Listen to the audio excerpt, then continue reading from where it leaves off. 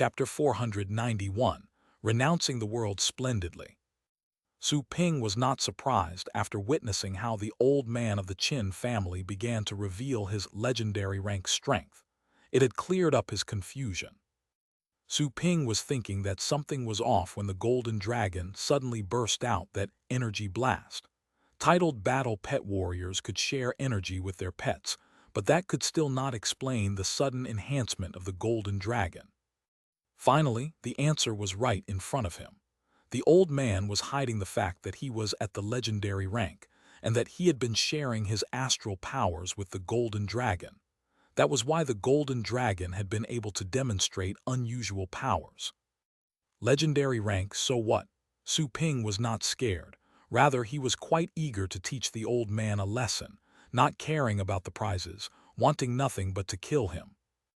If so, Su Ping decided that he would also have to kill the old man, regardless of the rules. A battle that started with hatred shall end with death. What makes you think you can do it? The old man of the Qin family turned livid with rage when Su Ping said those words. Senior Yan, who was about to step in and stop the fight, was taken aback. Why is this guy not giving up after finding out that he was fighting against a legendary battle pet warrior? The onlookers stared in disbelief. They came to understand why Su Ping was so arrogant before. Compared with the other titled battle pet warriors, he had every right to act that way. But this is a legendary battle pet warrior. The difference between the legendary rank and the titled rank was even larger than that between beasts of the 9th rank and beast kings. The legendary battle pet warrior's astral powers were 10 times richer than those of a titled battle pet warrior. With one, though, a legendary battle pet warrior would be able to lock down the void and kill a titled battle pet warrior directly. That was a fact. Lunatic, Master Mo could not help but comment. It never occurred to God of Earth and God of Blood that Su Ping would be so stubborn as to not give up when facing a legendary battle pet warrior. Even those two were only qualified to run errands for the legendary battle pet warriors. You won't leave here breathing. The old man of the Qin family glared at Su Ping sharply. Humiliating a legendary battle pet warrior was reason enough to cut Su Ping into pieces. Boom! His whole momentum suddenly soared. Since he had shown his legendary rank strength, he wasn't planning to hide it anymore. The astral powers accumulated in his body for many years were now released to their fullest, sweeping across the stadium like tides in the ocean. Even those who were sitting close to the seal were able to feel as if they were carrying a huge mountain on their shoulders. A legendary battle pet warrior, the sovereign descended to the world. The Qin ancestor's white hair danced in the wind and his face was as smooth as jade. He put one hand behind his back and pinched at Su Ping across space. Go to hell. He uttered the words in a gloomy tone. The astral powers were converging in the void.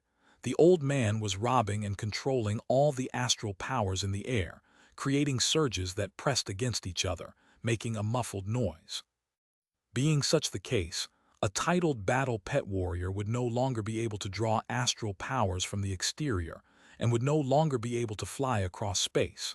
However, Su Ping was just eyeing the old man with disdain. Boom! The astral powers were making a crackling sound as the old man pressed them together. Su Ping's hair was stirred up, but he wasn't affected at all. The onlookers had been stunned after seeing that the virtual dragon had fended off the old man's strike. The virtual dragon had been able to stop the golden dragon and the bloody servant, but it was outrageous to find that it could even stop the old man who was at the legendary rank. What kind of skill is that? The ancestor was startled to see that his effort was futile. It was completely against his expectation. The virtual image was too sturdy. Energy synchronization. All of his battle pets, including the demon stone toad, were sharing their energy with the old man of the Qin family. The energy from all those battle pets of the 9th rank and his beast king were gathering inside him. His strength was increasing. He was approaching the breakthrough he desired. Break, he said. Crack. A crack appeared on the virtual dragon shield. Realizing it was working, the old man of the Qin family exerted even more strength. He was grimacing due to the effort. Bang! The virtual dragon shield exploded. The moment that the almost unbreakable shield was destroyed, the old man teleported from the spot without any hesitation. Whoosh! The old man reached Su Ping and stared down at the latter like a god of war. "Continue your resentment in hell," the old man said coldly. He punched at Su Ping. The disdain in Su Ping's eyes became more obvious. The moment the old man's fist was about to land on his face, roared. Suddenly, a figure jumped at the old man from the side, yelling furiously. The old man dodged and stood up in the air, only to see that the dragon hound he had punched to the ground was standing in front of Su Ping. That was fast. This pet. The old man was greatly shaken. The pet was so fast that even he had been caught off guard. Too fast. The pet had not displayed its full strength when it was fighting the demon stone toad. Horrific. The old man was thrilled. The pet was not a beast king, and yet it could defeat the demon stone toad. There must be some secret about the pet. Now that I won't have the luck to get the prizes, make it up for me with this battle pet of yours. The old man was seized with his urge to kill Su Ping. He teleported to a spot behind Su Ping. Without wasting any second talking, he punched at Su Ping's head. Bang! A shield appeared and resisted the punch. Again, the virtual dragon. "Don't worry about me. Just attack," Su Ping said to his dog. He had the artifact that the old Dragon King had given him. That legendary battle pet warrior was not at the void state. He would never be able to kill Su Ping. The old man was livid with rage after seeing his strike being rendered ineffective again. That defensive mechanism turned out to be more troublesome than he had expected. "Damn you!" The old man teleported back to where the demon stone toad was. He had used his legendary power and was still unable to subdue Su Ping. He didn't look good at the moment. The onlookers could barely keep their mouths shut. Su Ping was not losing in a fight against a legendary battle pet warrior. This battle was quite an eye-opener. There was nothing about the pet that indicated it was a beast king, and yet it was even more terrifying than a real beast king. The old man took a deep breath and clenched his fist. He never thought that he would have to exert his full strength just to battle a titled warrior. What a shame. The rage and hatred in his mind did not blur his judgment, though. He decided his next move at once. Merge. Merging with their battle pets was a unique skill exclusive to legendary battle pet warriors. The person would become one with the battle pet. It wasn't a simple addition. The person could grow several times more powerful. That was where the legendary battle pet warriors truly excelled in. That was the actual difference between the legendary and the titled ranks. Moo. The injured demon stone toad suddenly let out a noise like a cow mooing. Following that, it turned into a pool of liquid. It covered up the old man with a dark glow. Su Ping raised his eyebrows as he watched the merging. He had thought that the old man was going to summon another battle pet, but judging by the looks of it, the demon stone toad was his only beast king. That was it. Su Ping looked at the dark dragon hound. He made up his mind after a moment of hesitation. In no case shall he belittle his enemy. He was ready to undo the dog seal, undoing one of the seals. When the old Dragon King finished passing on its legacy, it cast 9 seals on the dog in case the dog would develop too quickly that Su Ping would no longer be able to control it. With the first seal undone, the dog could climb to the 8th rank. Removing the second seal could send the dog to the 9th rank. It would become a beast king after the 3rd seal was undone. Given the fact that Su Ping was unable to sign a pet contract with a beast king yet, the 3rd seal could not be removed yet. He could only remove the first 2 at best. But Su Ping decided to undo just one because he felt that it should be enough. After all, with 2 seals removed, the dog would get to the 9th rank, and training it would turn out to be quite hard. He would only consider removing the second one if the first one didn't do the trick later. Break. A golden glow flickered in his eyes.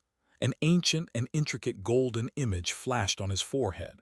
As it passed down through the contract, his power broke the first of the 9 seals that were inside the dark dragon hound. Phew!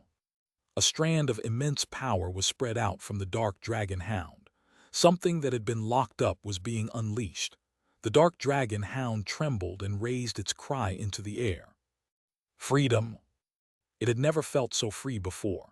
Endless energy was surging and flowing inside its body. It was climbing up the ranks. Soon, it reached the 8th rank, the peak of the 8th rank. As the seal was removed, apart from the increase in strength, more memory fragments were added to the Dark Dragon Hound's mind, including other inherent skills of the heavenly expansion dragons. The onlookers couldn't understand why the Dark Dragon Hound was becoming even more intimidating than before. No one could have foreseen that the pet was hiding its strength even deeper than the old man from the Chin family. In the meantime, the dark mist that had enveloped the old man was gradually dispersed, revealing a man that was almost 3 meters tall. But the old man looked nothing like before. He was not only taller but stronger. There were dark dots on his face and neck. His smooth, white hair had turned into a dark hook that stood behind his head. There were some bumps under his chin, which was a feature of the demon stone toad. The two were merged, and their strength had been combined. A hellish feeling was radiating from the old man. His eyes had turned purple, and that look in his eyes spoke of nothing but ferocity. Kill! The old man paid no heed to the Dark Dragon Hound's surge in power. With a whoosh, the old man appeared right behind Su Ping. He punched at Su Ping once again. Bang! The virtual dragon broke. The fist went past the remains of the virtual dragon and was about to land on Su Ping's face. But right then the old man heard an angry roar. The Dark Dragon Hound, which had taken the shape of a dragon, appeared all of a sudden. The Dark Dragon Hound built up a shield in front of Su Ping. At the same time, it menacingly opened its dragon mouth at the old man. The old man turned his purple eyes. He stared at the Dark Dragon Hound, void of emotion. Next, with a dash, the old man turned over his hand while standing below the fierce maw. There was a sword in his palm. He wielded the sharp blade. With a puff, blood spilled out from the Dark Dragon Hound's face. The dragon's scales broke and the many shields were unable to protect it from the injury. While the Dark Dragon Hound was good at various sorts of defensive skills, they were all merely of the 9th rank. But they would be practically useless when the enemy was a legendary battle pet warrior. Su Ping frowned. Was removing one seal not enough? He was ready to remove another one. Right then, the Dark Dragon Hound began to shake its head and pant. Its body was swelling up and its eyes reddened. The cut on its face was healing at a speed visible to the naked eye. There were some bolts of lightning flashing around the Dark Dragon Hound. People sensed that even the air was freezing. A magnificent vigor burst free from the hound, and a gust of wind was blowing away the dirt and rubble. Senior Yan felt extreme trepidation. The Dark Dragon Hound looked up and glued its eyes on the old man of the Chin family, who was frowning at the moment. Inherent skill. Dragon Thunder. Roared. The Dark Dragon Hound opened its mouth. The air began to explode in front of the hound. A twisted whirlpool appeared. In the meantime, that terrifying sound wave mixed with countless bolts of lightning instantly swept across the area. People seemed to be able to see many virtual images of the heaven expansion dragons. That was an inherent skill that only adult heaven expansion dragons were able to master. Startled, the old man of the Chin family built up a seal. He turned his wrist, and a lotus-shaped sword glow appeared in front of him. However, the astral shields were as fragile as glass. They broke in an instant, and the marvelous lotus vanished at the same time. The sound wave blasted over, reaching the seal behind the old man and making a noise similar to a bell ringing. That noise echoed across the stadium and even went past the bounds of the venue. The transparent armored glass at the ceiling broke. The cracks on the walls expanded, and stones began to fall from the roof in certain places. As he hovered inside the seal, Senior Yan coughed out blood, and his ears were bleeding as well. That was not a simple roar. It was a pure sonic wave attack. Even though Senior Yan was not the target of the strike, he was hurt nonetheless. His head felt heavy and about to split. Next to the stage, all the titled battle pet warriors were covering up their heads. Still, their heads were buzzing. The soundproofing seal was unable to stop the sound wave from piercing into their minds. They hurried to check the situation on the stage after they felt better. They had never been in more shock in their whole lives. The Dark Dragon Hound was still standing there. But across the stage, the demon stone toad, which had merged with the old man, had re-emerged and fallen by the seal. On the torn belly of the demon stone toad lay the old man of the Chin family. His robe had been blasted away and he was practically naked. His skin was cracked. A lot of places were bleeding. His white hair was gone, and that was odd. Did he lose? How creepy that was. The old man won at the legendary rank, merged with his battle pet, a beast king no less, and he lost. Astonishing, shocking. People felt they had lost the ability to talk. With one roar, the old man failed and the merging was dispelled. Standing like dead with mouth agape, some were looking at the other side of the stage. Su Ping was standing there calmly. He had not moved an inch since the battle started. There wasn't a single speck of dust on him. He never did anything. His battle pet had defeated the old man of the Qin family on its own. For a long, long time, there was a deathly stillness. No one said anything. No one cheered. They were trembling even while breathing. Amid the silence, the old man of the Qin family was still lying on the torn belly of the demon stone toad, unmoving. It seemed that he had passed out. Blood covered his face. People weren't even sure if he was still alive. "Sir, no," some people shouted in sorrow and indignation.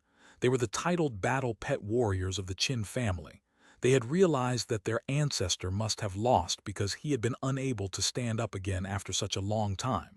They were afraid, confused, and above all anxious. That old man was the foundation of the Qin family. How could he fall? How could he lose? On the stage, Su Ping could tell that the old man was still breathing. He had just passed out. What the dark dragon hound did was beyond his expectation. He had not been affected by that roar, but it did surprise him. If he were the target, and he was without any secret artifact to protect him, he believed he would have been reduced into a skeleton, without any flesh or skin left. That skill was fatal. That was a skill that the dark dragon hound had just picked up. The dark dragon hound had morphed back from the dragon shape. It must have exhausted its energy. But the battle had reached its end. Su Ping didn't think anyone would come and challenge him after that. It had no longer been a regular battle. Su Ping glared at the old man. Bolts of lightning appeared under his feet. In an instant, he had flashed to where the demon stone toad was. The tilted battle pet warriors were startled.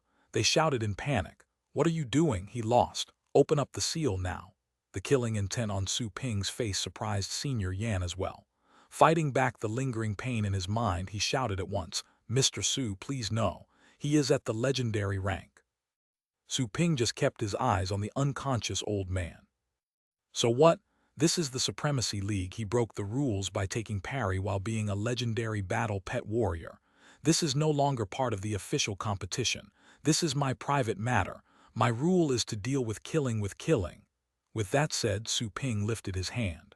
"Wait," someone else shouted. That voice was low, but it could be heard all across the stadium. The window of a private room in the distance was broken. From the room flew out a strong, middle-aged man with dark eyebrows and sharp eyes. It was quite a masculine man. He reached the seal and said to Su Ping, "Stay your hand in mercy, please." The onlookers focused on the man. Some titled battle pet warriors were so stunned to see this man that they lost their voices. Legend North King. North King. A man from the Bay family of the Sky Base City that reached the legendary rank 200 years ago. All the titled battle pet warriors stood up in shock. That was a legendary battle pet warrior that had dropped off from the grid a long time before. They could not believe that he was still very much alive. He was standing right in front of them. The other battle pet warriors were just as stunned. With their heads still buzzing, they were still unable to process the information. They would rarely see one legendary battle pet warrior, but there were two this day. Also, the North King was quite well known as a senior legendary battle pet warrior. The two legendary battle pet warriors still active at the subcontinent district were considered inferior to him. Su Ping turned around. Another legendary battle pet warrior. Even so, Su Ping did not stop. He pushed down his hand. Astral powers burst out from his palm. Bang! The Qin ancestor's body was blasted open. The shields had already been broken by the dark dragon hound's attack. He was just shouldering that punch with his physical body. Without any surprise, he was smashed into pieces. The remains fell onto the belly of the demon stone toad. Su Ping had raised up an astral shield to fend off the blood. He dispelled the astral shield after the blood settled. You. The North King could not believe it. He pulled a long face. The titled battle pet warriors sitting next to the stage were freaked out. Did Su Ping just ignore the North King? Also, did a legendary battle pet warrior just pass away like that? What a tragic death. He didn't even leave a whole body behind. Venerable the Blade was deeply frightened. He knew that Su Ping was in great trouble. The North King was someone even more intimidating than that Yuan Tianqian. North King was an important member of the. Sitting next to him was his friend God of Earth, who was in a complete daze. Before that killing move, Su Ping had already struck them as wild enough, but it turned out that they still knew too little about his craziness. As he hovered in the air, Senior Yan was still shocked by disbelief, even if he was staring at the remains of the Qin family's ancestor. Not even God could save him. He was very much dead. A legendary battle pet warrior died. That was a piece of news big enough to shock a continent. The silence deepened even further than before in the stadium. Everyone could feel the temperature dropping. Have you any idea what you've just done? Furious, the North King scolded Su Ping. The fact that he had been just disgraced didn't matter. What mattered was that the man had just killed a legendary battle pet warrior. That was a loss for the human race. Su Ping eyed the North King calmly. I just killed a man that tried to kill me. The North King was foaming at the mouth. He was there under orders to lure out the legendary battle pet warriors in hiding, the ones that hid the fact that they were at the legendary rank just to evade their responsibilities. The old man from the Qin family was one of them. That old coot had been disguising himself as a titled battle pet warrior, just so that he didn't have to serve at the deep caves. Finally, they had found a way to lure out a legendary battle pet warrior, but he had been killed by Su Ping. What a worthless death. If you would have spared his life, he could have guarded the deep caves for 50 years to protect the human race living in the subcontinent district. Do you even know what this means? By killing him, you have practically stolen 50 years of peace. The North King glared at Su Ping. He was finding it very hard to control his anger. Su Ping didn't care about that. How many beasts can he kill in 50 years? I will kill twice as many when I become a legendary battle pet warrior. He tried to kill me today, so I killed him. I'm not trying to insult you. Anyone who dares to speak of humiliation is humiliating me. No one could save a man that had threatened to kill him just using the excuse of saving face. No one. No matter how thick one's face was. The onlookers had lost the ability to think. What were this man's guts even made of, to have the courage to adopt such a tough tone when talking to the North King? Bold was not enough to describe the man. The North King's face was clouded. He didn't think Su Ping was lying. He was already able to kill a legendary battle pet warrior while being at the titled rank. Both his pet and him had great potential. Once Su Ping became a legendary battle pet warrior, he would generate more value than the old man of the Qin family who was just trying to avoid serving and prolong his sorry life. But to reach the legendary rank was a complicated thing. Su Ping was outstanding, but he would have to be lucky to reach the legendary rank. It was possible that Su Ping could end up stuck at the titled rank, never able to reach the legendary rank. The North King had gone on this mission because the tower was short-staffed. They were in dire need of legendary battle pet warriors, which was why they had come up with a way to lure them out. Say Su Ping was indeed able to become a legendary battle pet warrior. Who could tell when that would be? Everything would be too late. The North King did not know what to say to that unyielding man. To kill Su Ping right there, that would be a greater loss for humankind. With such great potential, once Su Ping became a legendary battle pet warrior, he would be of great help to the human race. He might even be better than the North King. You are so powerful already, but you have not made a name yet. Who is your teacher? The North King decided to shift the topic. The man from the Qin family had died, and no amount of arguments could bring him back to life. He felt vexed since Su Ping had embarrassed him, but there wasn't anything that he could do about it. He was a bigger man, but he was sorry about the loss of a legendary battle pet warrior for nothing. Me. Su Ping couldn't say it was the system. You. The North King's face was even more clouded. I'm not in the mood to hold you accountable for what you did, but please don't treat me like a fool. who could have become like this while being self-taught. The titled battle pet warriors next to the stage, to their dismay, noticed that the North King had dropped the previous topic. That was quite the real world they were living in. A dead, legendary battle pet warrior would no longer be a legendary battle pet warrior. But they couldn't just drop the matter. The remains were still warm. North King, you must avenge us. He had just reached the legendary rank recently and wanted to get the Beast King before he went to serve at the deep caves. This punk took advantage of his perilous state and killed a vulnerable man. The titled battle pet warriors from the Chin family shouted in sorrow. The other titled battle pet warriors were not happy to hear this. The North King sneered with a frown. Recently? Lies. He was not one to be fooled. The old man didn't just reach the legendary rank. He had reached the rank at least more than 100 years before. The North King ignored them. The indifference on Su Ping's face gave him a headache. He had to admit that Su Ping was gifted and a terrifying genius, one of a kind. However, he was not a social person, nor easygoing. I'll wait for you there. Come to find me when you get your things sorted out here. The North King pointed to the private room from which he had smashed out of and flew back. The titled battle pet warriors of the Chin family could not believe that the North King had flown away before punishing Su Ping. The other titled battle pet warriors had worked out some sort of theory. The prizes of the competition and the appearance of the North King all added up to some sort of plot. There had to be something more complicated going on. People had heard some rumors about the deep caves.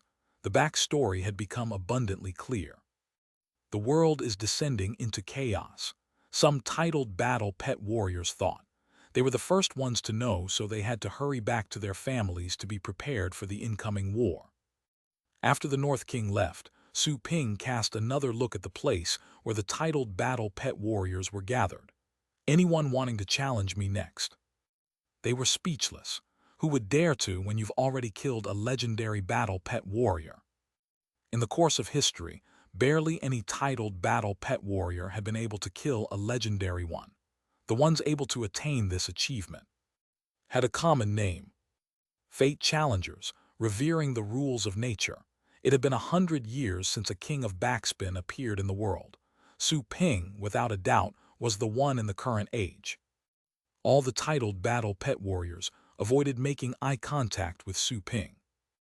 When he cast his eyes on the family head of the Lin family, the latter looked away. He clenched his fingers and loosened them. He looked around and waited for a while. No one was coming. He said to Senior Yan, "It seems that I'm the champion and I don't think anyone is having any problems with that. If so, give me the prizes. I'm in a hurry." The titled battle pet warriors produced a forced smile. Indeed, they did not have a problem with that. One man killed a legendary battle pet warrior. One man that had renounced the world splendidly. Everyone was engraving the young man's look and voice in their minds. The Tang family. Tang Ruyu was in a trance. Her target, her goal, everything had already been achieved by that young man. If she had such a strength, the Tang family would already have a way to annex the other three ancient families. Chapter 492. Su Ping's words pulled Senior Yan back to reality.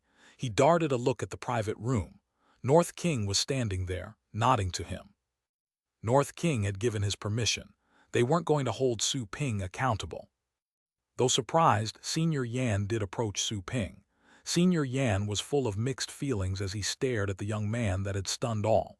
At first he had thought that Su Ping was just a kid being mischievous. Still, at this point, Su Ping had proven himself. A fate challenger. It had been such a long time since they had a fate challenger. Not even some of the other famous titled battle pet warriors, such as Venerable the Blade, had earned that honor. It was several hundred years in the past when the world welcomed its last fate challenger. Back then, that fate challenger had been the most prominent titled battle pet warrior. Soon after, he reached the legendary rank. However, he died an unfortunate death when he was serving at the deep caves. That had been a sad day for humankind. I am announcing the winner of this year's Supremacy League. That is you, Fate Challenger Su. Senior Yan was very respectful when he talked to Su Ping. He also looked around as he announced the results. The titled battle pet warriors didn't seem very pleased with that result, but no one opposed it. No one dared to confront the fate challenger. There was no objection. Senior Yan said to Su Ping, "Fate challenger Su, I am sorry about before. Please forgive me. You are the champion. The Free Trade Organization will present you with the prizes. Beast King and the legendary skill book are still being delivered, and it will be a couple of days before they can arrive. Please understand, sir, that we usually don't proclaim the champion on the first day." So, Senior Yan looked at Su Ping gingerly. The way he spoke to Su Ping was completely different from before. For always, Fate challengers were more perspicuous than the other titled battle pet warriors. The former was viewed as a group. Warriors but stood out from those at the titled rank. Even some legendary battle pet warriors would treat Fate challengers with respect. After all, once Fate challengers grew to be legendary battle pet warriors themselves, they would be the most formidable. "It's okay," Su Ping answered. For starters, he wasn't that interested in the Beast King and the stone now. "You can have the other 2 items delivered to my residence. I don't have time to come back here again." Senior Yan was glad that Su Ping didn't have a problem with that. All of a sudden, Senior Yan realized this heartless Fate challenger Su was not a difficult person to interact with, as they were having a normal conversation. "Yes, of course. We will give you the talent stone right away. Please have a seat and wait for a moment," Senior Yan said with a smile. Su Ping nodded. He remembered that North King told him to go and find him. He had to go given the fact that the North King was a legendary battle pet warrior. Su Ping kept his dark dragon hound and the Inferno dragon, then he flew over. The titled battle pet warriors gazed as Su Ping left for North King's private room. Inside the private room, whoosh! The North King shook his head and heaved a sigh when Su Ping came in. After Su Ping landed, the North King cast a seal so that no one could see or hear them. "Fate Challenger Su, do you know why the prizes are different this year?" The North King heaved another sigh. Su Ping raised his eyebrows. From the previous conversation and the appearance of that legendary battle pet warrior from the Qin family, Su Ping had already thought up a legendary battle pet warriors in hiding, right? The North King produced a forced smile. "Do you know why we are doing that? Is it about the deep caves?" "Indeed." The North King sighed again. "Recently, the beasts in the deep caves are getting agitated. Some legendary battle pet warriors serving there have passed away. We are in dire need of more people on board. I placed a bait and finally we lured one out, yet he ended up being killed by you. I am really pissed right now." Su Ping didn't seem to be bothered, but the North King was being a bit narrow-minded to be still obsessed about that. "You have already lost several legendary battle pet warriors at the deep caves. What is one less to the tally? Besides, that one wasn't so strong to begin with. He wouldn't be of much use to you," Su Ping pointed out. The North King smiled a bitter smile. Indeed, that old man of the Qin family was not outstanding among legendary battle pet warriors, and he merely had one Beast King. But that was because he had been trying to hide himself, not daring to come out and search for Beast Kings. He couldn't communicate with other legendary battle pet warriors either. He just worked behind closed doors. Legendary battle pet warrior, we would have given him more Beast Kings and provided him with some skill books for free after he joined the tower. Soon, he would have been even better than he was today, at least progressed by 2 times. By then, he would have contributed to the deep caves. "Oh." "North King, what do you mean by oh?" "Oh means I heard you," Su Ping said. "But what does it have to do with me? Whether he could serve at the deep caves and the fact that things, so you're saying I should have forgiven him just because he could guard the deep caves? I've already told you that I'll kill twice as many beasts as he could have when I become a legendary battle pet warrior so I can compensate for your loss." The North King's face turned ashen. "I fully understand that you have such abilities. I can even say that you're just as good as an average legendary battle pet warrior already, and you are qualified to serve at the deep caves given your strength. We would have recruited you already if it weren't for the rules, but rules are rules. You're a promising young man, but you. Also, I suspect there are more hidden legendary battle pet warriors here. However, because of you, the old man from the Qin family simply could not sit still. You. Other legendary battle pet warriors must have lost their courage to come out. My trip here. A wild goose chase. Do you have any idea what kind of emergency we are in right now? You are sabotaging our mission. Su Ping didn't comment on it because he didn't think he had done anything wrong. Your plan is your plan. I didn't know anything about it. It's not like I was doing anything on purpose. The Supremacy League was established to pick out the champion below the legendary rank. For one thing, my rank is not over the limit, and for another, my fight was not against any rules. I killed a legendary battle pet warrior, sure, but his participation was against the rules. My fight with him shouldn't be counted as part of the Supremacy League. No matter how you look at it, you cannot accuse me of any wrongdoing. The only fault you can find with me is the bad coincidence. I might have worked with you if you had told me. Hometown is currently under attack by a beast wave. If you're willing to have the tower dispatch a legendary battle pet warrior to help us out, I'm willing to sit here quietly and go through the entire process of the competition, Su Ping added. The North King was so furious he had been rendered speechless. He was aware that his luck wasn't in on that day. He couldn't have anticipated the appearance of someone like Su Ping.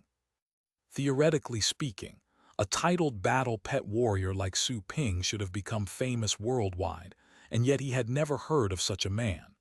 That had been the first time he had heard of the name and met the person. The tower doesn't have many legendary battle pet warriors. We don't have a spare hand to support your hometown. The North King shook his head. Guarding the deep caves is the most important thing, or else all of human society will be doomed together. Su Ping pulled a long face. I'm not a great man and I don't care about human society. We'll go back and save my hometown.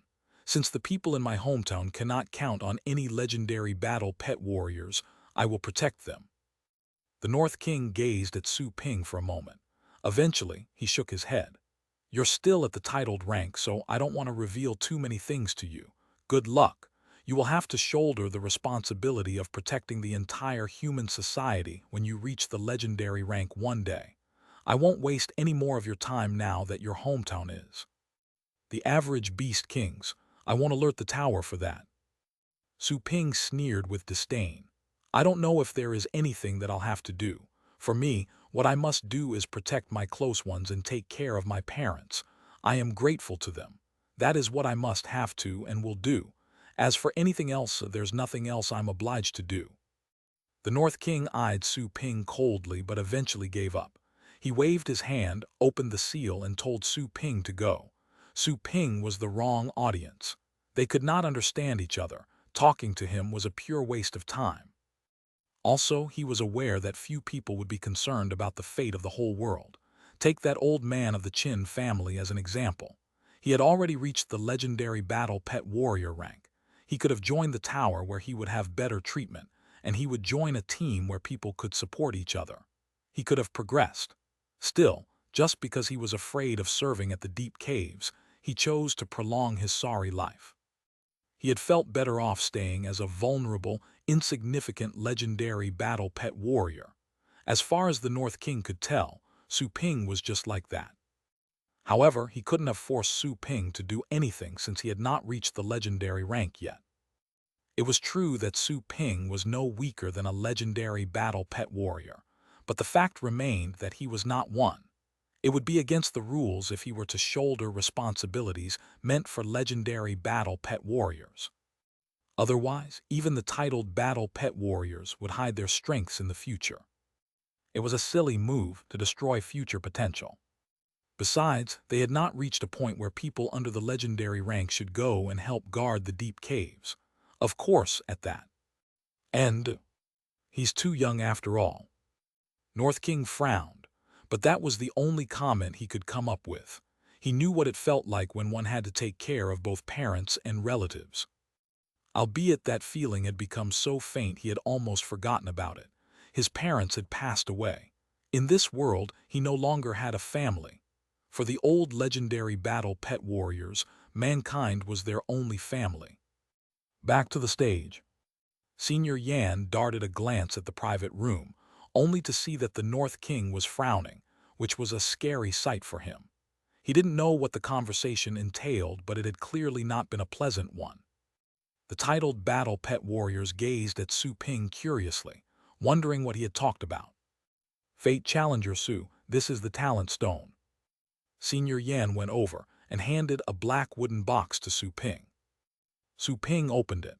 There was a grayish rock inside, as big as an infant's fist with a faint hue surrounding it.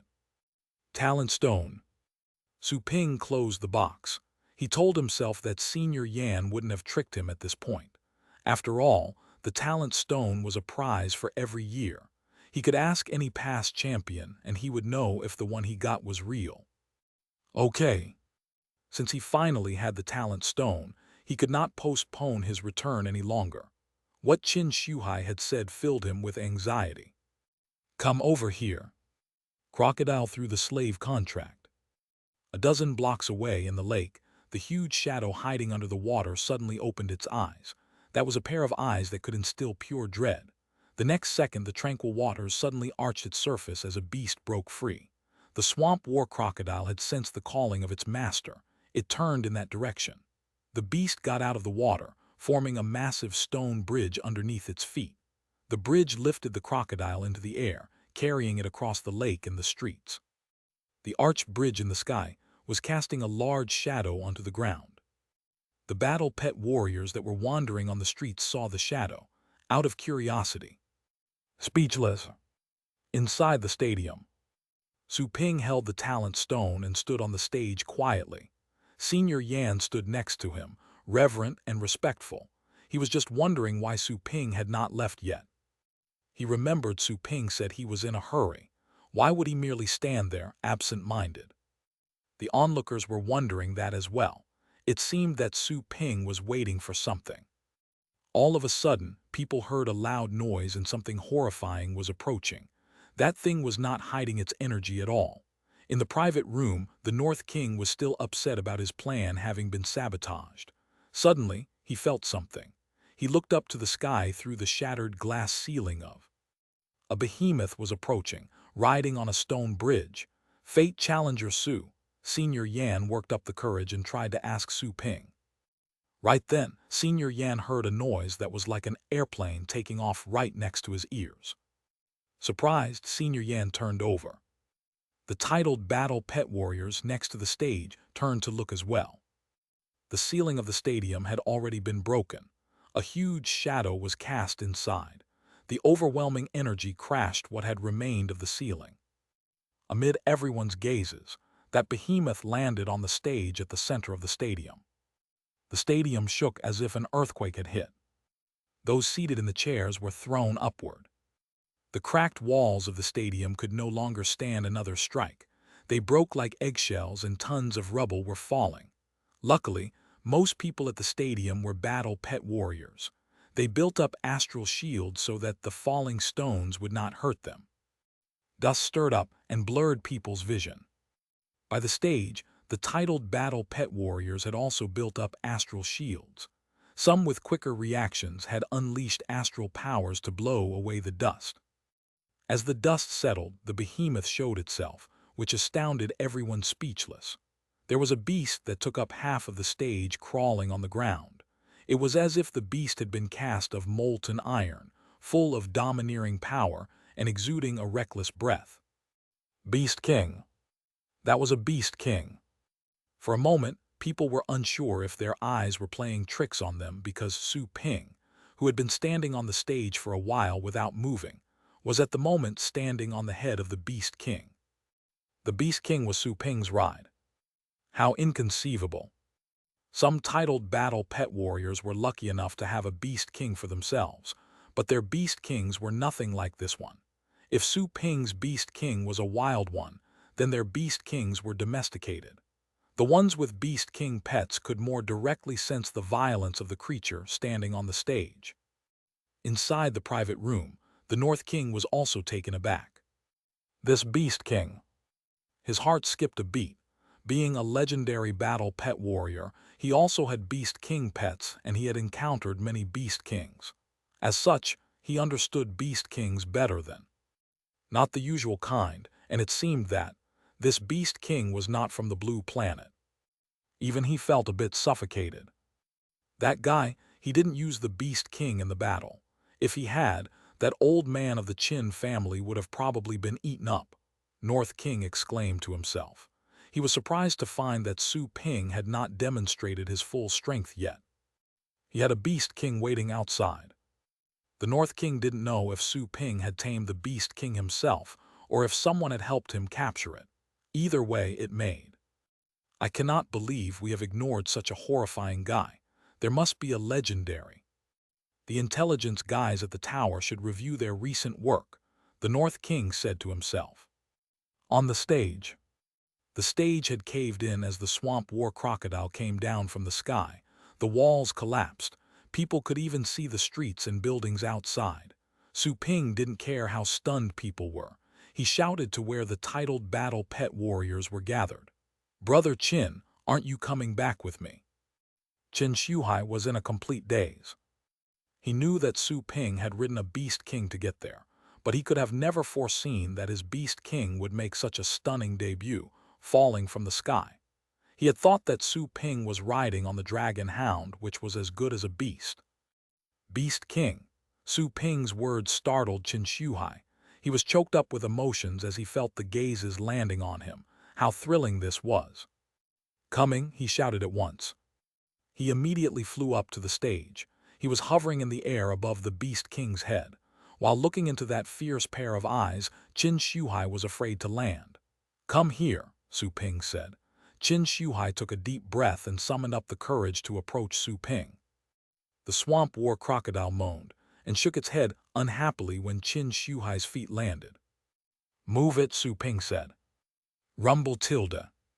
The ground shook as a stone pillar emerged, raising the swamp war crocodile into the sky. The stone pillar extended horizontally above people's heads as it protruded outside the venue. In an instant, the swamp war crocodile, as well as Su Ping and Qin Shuhai, had vanished into the horizon. Left behind them was the stone pillar inside the stadium. The stadium was in a complete mess. The onlookers eyed each other in speechless astonishment. The Supremacy League had ended in such a dramatic way. The championship was taken away.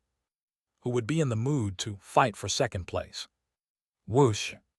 The stone bridge built by the swamp war crocodile went past half of the Aurora base city to the outer wall of the base city. The titled battle pet warriors guarding the place were frightened by the stone bridge, as well as the swamp war crocodile on it. Two of them flew up to find out what was going on. Su Ping noticed that they were the ones who had guided him when he arrived. "Guys, please step away.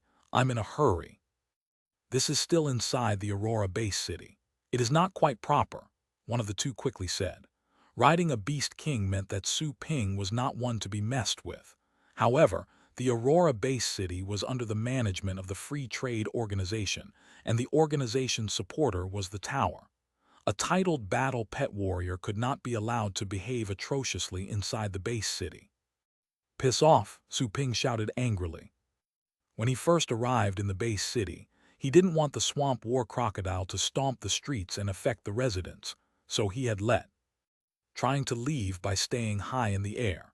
How could they stop him at this moment? He was no longer in the mood to care about city rules. "You," that titled battle pet warrior, was about to say something when the swamp war beast roared at him. They were all standing in the air. That roar was like a sudden clap of thunder. Both titled battle pet warriors trembled. The one who was standing right in front of the swamp war crocodile's face began to bleed from the nose. The stone bridge extended further out. Frightened, the two knew better than to stop Su Ping by then. They allowed him to leave, riding on the Beast King. The two looked at the place where the stone bridge started. That was the location of the stadium. Wasn't North King there? Why would he allow this? With a bang, the swamp war crocodile landed on the ground outside the city wall. The swamp war crocodile made off at once. Building a stone wall that went across half a base city had used up much of the swamp war crocodile's energy. The ground was making a loud noise. Frightened, scared, and happy all at once, Qin Shuhai used astral powers so that he wouldn't fall from the Beast King. With Su Ping, to ask for help. Su Ping alone could take care of the Beast King that invaded the Longjiang base city.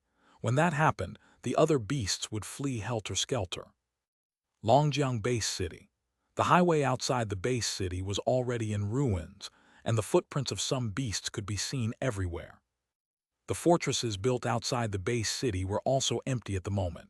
There were some human corpses and blood inside. Right then, there were some beasts gathered at the become their rally points. Standing on top of the outer wall of the base city was an unprecedented number of warriors. All the warriors in the barracks had already been mobilized to the wall. Some spare watchtowers and long-range sniper turrets that were covered in dust were charged with energy and officially activated. The entire Longjiang base city had entered a level 1 emergency state. Those damned beasts are retreating again. On the outer wall, a general was using binoculars to monitor the situation outside, only to see that there were a lot of beast corpses remaining on the wasteland outside the wall, while the rest of the beasts had retreated, as if planned. The situation in the north is fine. How's the east? The general reported and asked about the situation. There was a rustle of noise in the intercom, and a moment later an anxious voice said, "The east needs reinforcements, and we need titled battle pet warriors, you arg." Before he finished speaking, he suddenly screamed. The general heard a sudden high-pitched scream, his face changed, and he couldn't help turning his head and looking east. His troops and manpower there were limited, and he could only request reinforcements from the rear. He couldn't have moved manpower to support the east. On the off chance that the beasts that had just retreated returned, they would also be doomed. On the east, boom, boom, the flames of war raged across the land. A series of long-range sniper cannons quickly received energy, and then bullets were launched, one by one. Low-altitude missiles were discharged as well, flying toward the base city's exterior. Flames soared, lifting many beasts to the sky. Outside the base city was a huge crowd of beasts of various kinds. Most of the beasts were of the middle or advanced ranks, with few low-rank beasts mixed in. Among them, there were also some beasts with huge tank-like physiques, and the missiles that were shot at them were blocked by a series of skills the beasts unleashed, detonating in the air. Damn, not enough firepower. Standing on the outer wall were also some powerful humans, including Zai Jinshui, who was also a titled battle pet warrior. Standing next to him was Qin Duhuang, who was wearing a grave expression. Zhou Tianlin was also standing side by side with Qin Duhuang, gazing at the wild beasts with complicated feelings. "Let me go and deal with some of the tough." Duhuang gazed far into the distance. A behemoth was faintly seen in the horizon. That was a beast king that they had detected, the leader of the beast strike. The fortunate thing was that the beast king had not involved itself. At the moment, it was only commanding the beasts to gather. If the Duhuang wasn't even sure what they could do to stop it. "Qin, have your battle pet go. I have reason to suspect that the Beast King is very intelligent and is observing us. I'm afraid it will sneak up on you if it sees you go down there," Zai Jinshui cautioned Qin Duhuang. While that sounded outrageous, Zai Jinshui did make a valid point. Many Beast Kings were very intelligent, almost as smart as humans, and could speak various languages. Beast Kings were not only capable of brutal behavior, they were scheming creatures that could use tricks. A Beast King sneaking up on titled battle pet warriors was something that humans despised, but that was the best tactic used by Beast Kings. Sneak attacks were among the easiest method that could lead to success. That was the most effective way from a Beast King perspective. Okay. Qin Duhuang nodded. Indeed, he could not afford to make irresponsible acts. The Qin family needed him. Soon several swirls appeared. His battle pets crawled out, including the fierce fire ape that he had just purchased from Su Ping's store. Roar. As soon as the ape came out, Qin Duhuang instructed it to charge into the hordes of beasts. The other battle pets at the peak of the 9th rank also shouted and charged forth. They bulldozed away a bunch of beasts at once. Zhou Tianlin didn't just stand around and watch. He summoned his battle pets as well. The wild beasts' advance was impeded as their battle pets joined in the fight. Several paths were cleared up. While the battle pets participated, the battle pet warriors present could focus on other areas. Man, that ape is brutal. Even Qin Duhuang was a bit surprised to see how the ape fought. That was the first time he had used that battle. familiarize himself with the battle pet after he bought it from Su Ping's store. He didn't know the battle pet was so barbaric. It also seemed that its energy would never exhaust. Carrying burning flames, the fierce fire ape dashed around madly, smashing away everything in its way. I wonder if Mr. Su would regret selling the battle pet to me if he knew how horrifying the ape is, Qin Duwang asked himself. He was gloating he had bought that battle pet at the peak of the 9th rank for 60 million astral coins. That was a godsend. Zhou Tianlin was a bit scared by the ferocious, fierce fire ape. He wished he had moved across the street from Su Ping earlier. Although feeling sorry, Zhou Tianlin didn't get distracted for long. He focused his mind on his battle pet in case they would fall into a siege. His battle pets would be at a disadvantage if they fell under a group attack. Most of the wild beasts present were of the middle and advanced ranks. The beast's skills could yield stronger effects if they had similar properties, which could even hurt beasts of the 9th rank. Roar, roar! The fierce fire ape and Qin Duwang's other battle pets had advanced a long distance. Zai Jinshui, who was amazed by the fierce fire ape, suddenly noticed that the beasts were splitting up. He realized something terrifying was afoot. "Qin, get your battle pets back right now," he shouted in alarm. Qin Duwang was still gloating about the fierce fire ape when he heard Zai Jinshui's words. He took a look. Immediately after, he ordered his pets to stop and retreat. That beast king in the distance had disappeared. All of a sudden, under the feet of a 9th rank dragon, the group split up and from a crack reached out a bloody mouth. Bang! That mouth bit the dragon, which was screaming in misery. Qin Duwang's eyes reddened. He immediately shared his astral powers with the dragon. Qin Duwang heard a noise before the sharing started. The dragon was crying. Half of its body was gone. Qin Duwang turned pale from fright. He ordered the fierce fire ape to come back with the upper half of the dragon right away. The fierce fire ape reacted quickly. It glared at the strange mouth on the ground. Even though the mouth belonged to a beast king, the ape was not intimidated. The ape made a jump to fetch the dragon. It grabbed its wings and then hurled it toward the city. Qin Duwang jumped up. With the help of his other battle pets, he managed to catch the dragon, which was barely breathing. "Hang in there. I will get you fixed right away." Qin Duwang almost burst into tears. The dragon had been with him for half of his life. He used astral powers to stop the bleeding in, before he brought the dragon back inside the wall's protection. As soon as they landed on the wall, Qin Duwang remembered that the fierce fire ape was still out there. He quickly looked over, only to see that the fierce fire ape was running wildly. Behind him, that mouth had snuck up from the ground. With several strange appendages, the mouth was chasing the ape. "Run, run!" Qin Duwang ordered at once while he shared his astral powers with the fierce fire ape. Roar! The fierce fire ape bellowed and the flames were burning even more brightly. The ape was running quickly, like a meteorite falling from the sky.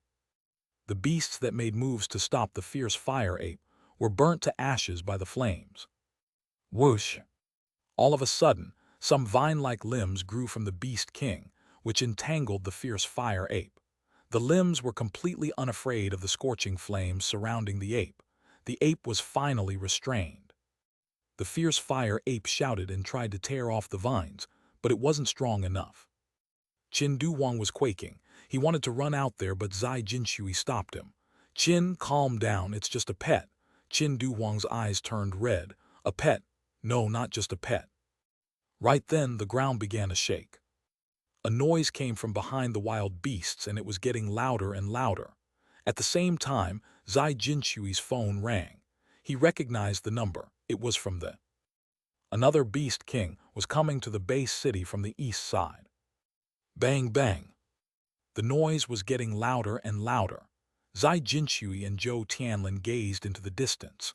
Their sight only allowed them to see a blur coming from afar. That blur was getting clearer and clearer. Vaya air. Qin Duwang's phone rang. Qin Duwang convinced himself of moving his eyes away from the fierce fire ape to look at his phone. The call was from Qin Shuhai. Qin Duwang poured in more astral powers to further aid the fierce fire ape break free, and answered the call at the same time. "We're almost there. Where are you?" Qin Shuhai shouted. Qin Duwang moved his lips. He tried to talk. Suddenly, Zhou Tianlin shouted, "Look!" He pointed at the blur that was approaching.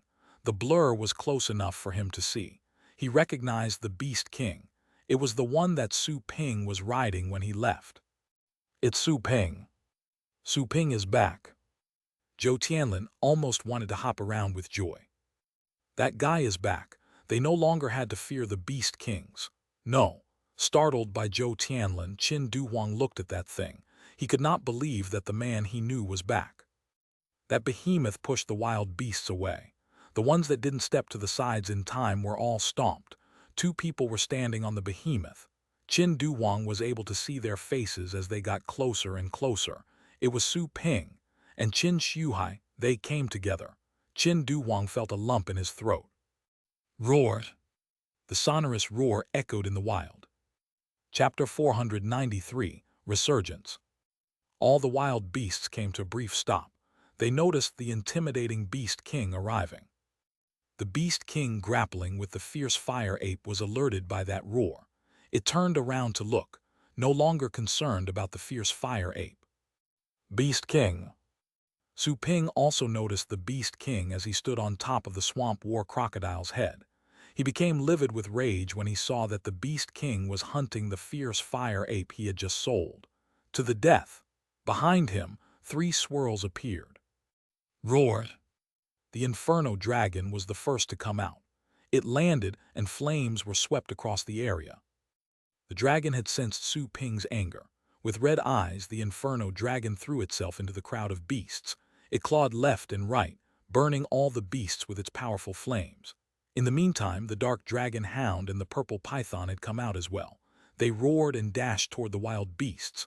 They were like wolves charging into a flock of sheep. Su Ping rode the swamp war crocodile toward the Beast King. That Beast King had also sensed the ferocity from the swamp war crocodile. The Beast King tried to roar at the swamp war crocodile, but the latter was not intimidated at all. If anything, the swamp war crocodile was enraged even further. The swamp war crocodile pounded the ground, and many sharp stone spikes that were over 100 meters tall grew out from the ground. It was as if the earth were showing its fangs. The Beast King bellowed and smashed the ground. One section of the ground was lifted. The wall came crashing down onto the huge spikes. Both the wall and the spikes instantly fell into pieces. The broken boulders rolled around, inflicting great harm on the flock of beasts. A battle between Beast Kings could shake the world. Roared. The swamp war crocodile felt its dignity had been challenged. Blood rushed to its eyes.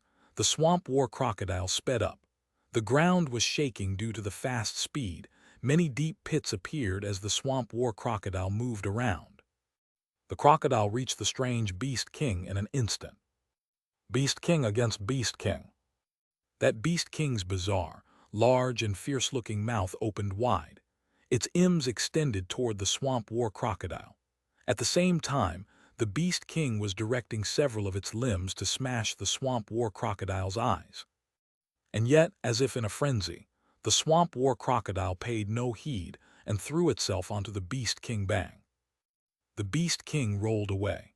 While the rare Beast King tried to tear up the swamp war crocodile with its claws, it was completely unhurt given its hard skin. There were merely some light marks left on its skin. Let's go. The moment that the Beast Kings bumped into each other, Su Ping carried Qin Shuhai in one hand and flew up. The 2 Beast Kings were in a round of close-quarter combat while Su Ping soared in the air. The swamp war crocodile reacted quickly. It bit at the other Beast King's head. Its sharp teeth tore off pieces of the Beast King's skin and scales. Blood was gushing out. Crocodile Tangle, PFF. The massive crocodile rolled around with quick speed and agility, then twisted its neck and managed to tear off half of that Beast King's head. Roared. That Beast King's cry of misery was spread across the flock of wild beasts. The swamp war crocodile didn't stop. It turned around and waved its thick tail. Tail hammer. Bang! That thick tail lashed the Beast King, making it roll back due to the strong impact. The Beast King lost a lot of blood on the way because of the head injury, tainting the ground red. Roar! The swamp war crocodile growled. The energy was surging and the ground was breaking. Many sharp stone spikes grew out. With some muffled noises, the stone spikes penetrated the Beast King, which exhaled its final breath. Blood tainted the stone spikes. The cry of misery ended. The Beast King died. Hooray! The swamp war crocodile raised its snout to cry to the skis, announcing its victory. All the people standing on the outer wall of the base city were dumbfounded by that battle. The battle ended quickly.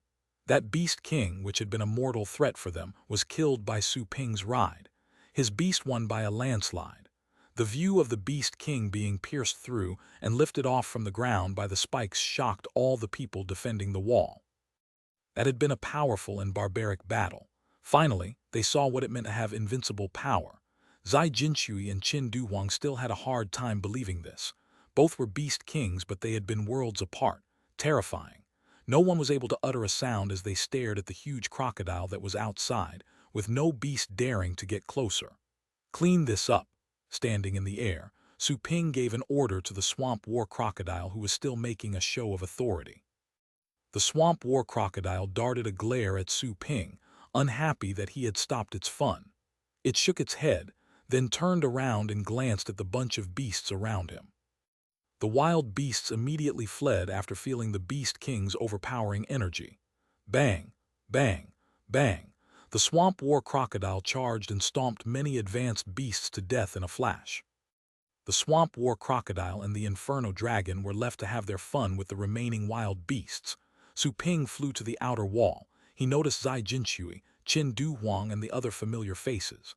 After all, they were all titled battle pet warriors, and they would always stand out in a crowd.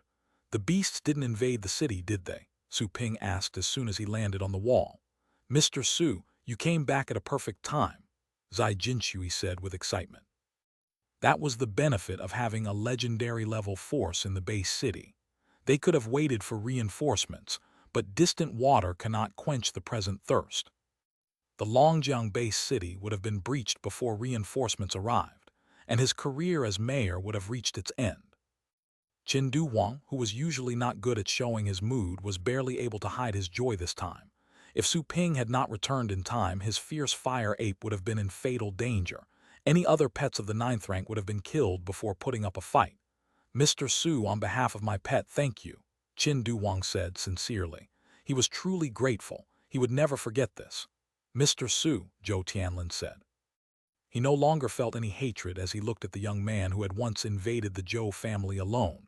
Rather, he was quite thrilled to see him. Su Ping nodded to him. This is where most beats were gathered. As long as we can keep it safe here, the other 3 sides can manage on their own. Mr. Su, if you had not come back, Longjiang would have been in serious trouble. None of us could have stopped that Beast King.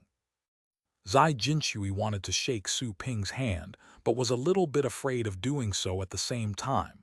He just rubbed his hands together. He looked nothing like a mayor at the moment. Good. Su Ping was relieved. As long as the beasts had not gotten inside the base city, he had returned in a hurry for a reason. His mother was protected by the system, but there are many other people he was familiar with in the Longjiang base city, mainly his customers. Some repeated customers would go to his store often, and he would chat with them. They were more than mere acquaintances at this point. Even though they weren't bosom friends, he could not bear to think that they would die in a beast strike. There's nothing to be afraid of now that Mr. Su is here, Zhou Tianlin smiled. The dark cloud over their heads had finally cleared. He just spoke his mind. Qin Duhuang nodded in agreement. He had felt a sense of frustration that he had not felt for years when the fierce fire ape had almost been killed. Su Ping smiled and turned around. Giving one look at the remaining beasts, Su Ping said, "We can catch up later. Since the Beast King is dead, what do you say we clear away all the beasts?" "Let's do it," Qin Duhuang said at once. "Yes." Zhou Tianlin nodded. Without the Beast King, they no longer had to hold back. They could join in the battle themselves. Kill them. Su Ping flew into the group of beasts at once. "I'm right behind you," Qin Duhuang laughed. In a daze, he felt he had become young again. He summoned his other battle pets and flew toward the wild beasts. "Coming." Zhou Tianlin followed Qin Duhuang and charged into the crowd of beasts as well. Zai Jinshui smiled. He felt that a heavy burden had been lifted off from his mind the moment he saw Su Ping arriving and killing that beast king with his ride. But he didn't join the fight in person. He summoned two of his battle pets while he called people on the other side of the walls, telling them to drive away all the beasts. With Su Ping and his battle pets' help, the beast horde soon collapsed. The tables had turned. Half an hour later, all the beasts on the east side had been driven away, leaving behind many corpses and blood that the ground couldn't absorb for quite some time. After less than 10 minutes, news arrived from the west side. They had also succeeded in driving beasts away. Soon after, good news came from the north and south sides. When everyone heard that Su Ping had returned and the Beast King was eliminated, people that were guarding the other sides of the base city entered the fray and fought to their heart's content. The beasts were soon in disarray. After the battle, Zai Jinshui said to Su Ping as he was leaving, "Mr. Su, you have saved Longjiang. You are our hero. We'll be having a celebration banquet tonight and you have to be there. The media will be there as well." Su Ping shook his head.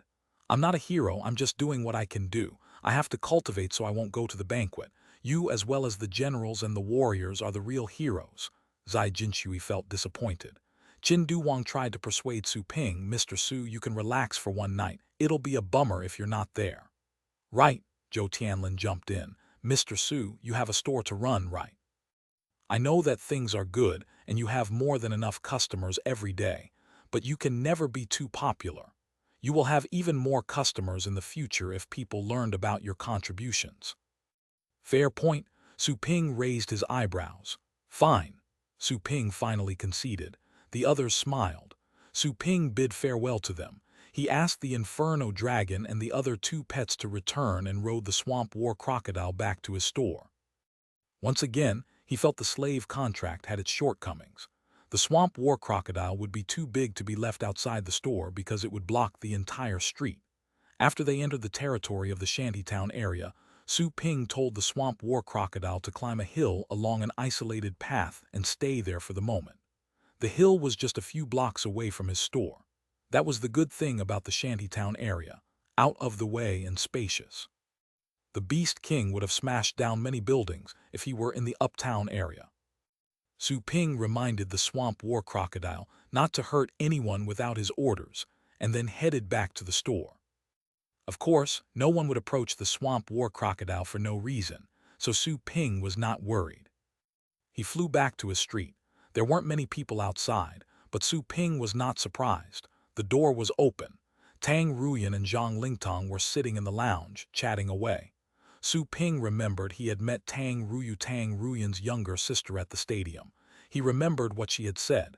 "Kill her if she is too much of a trouble for you." Su Ping stepped in.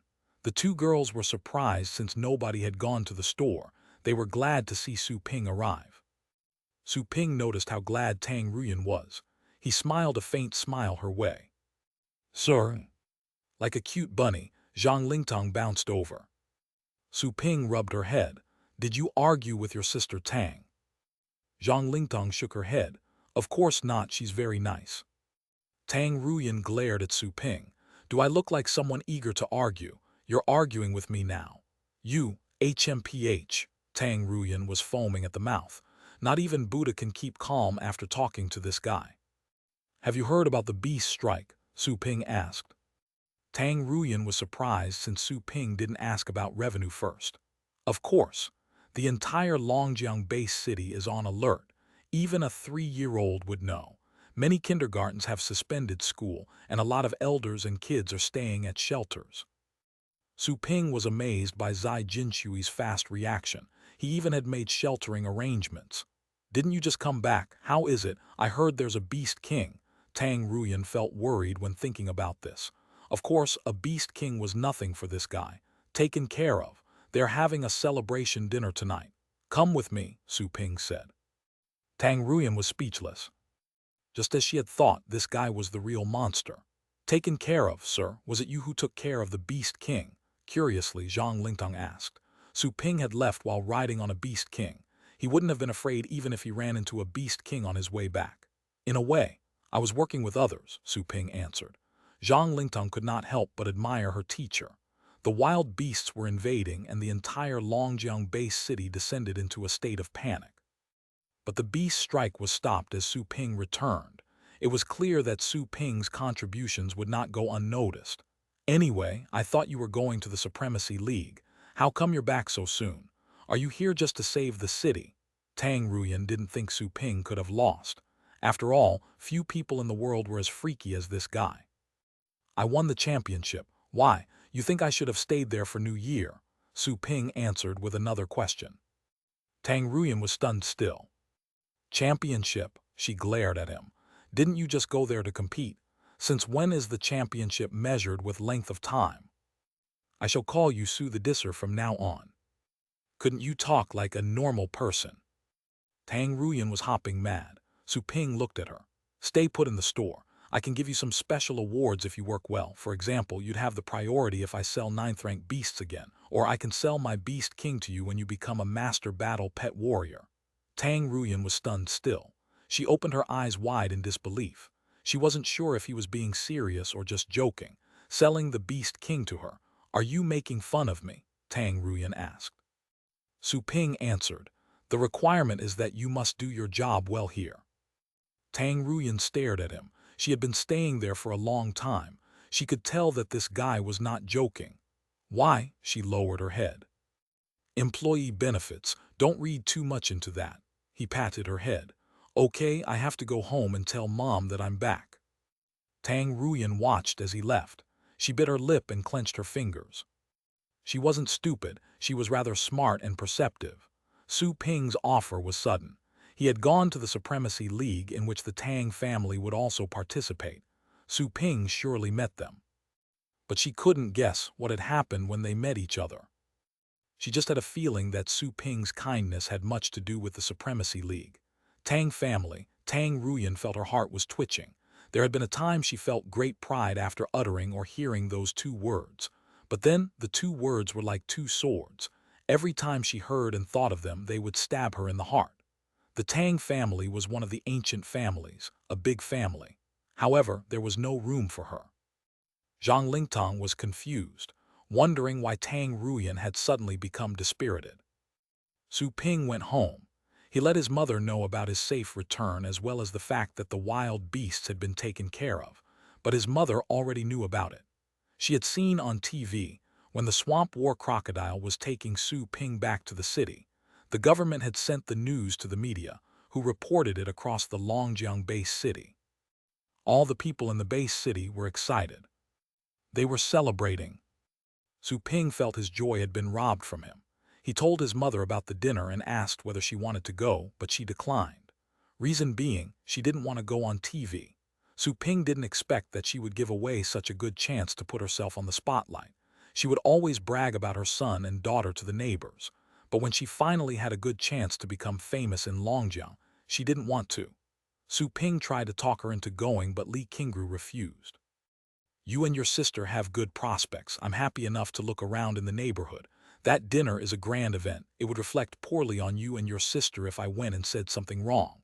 Su Ping said nothing for a moment. "You won't do anything like that. You raised me.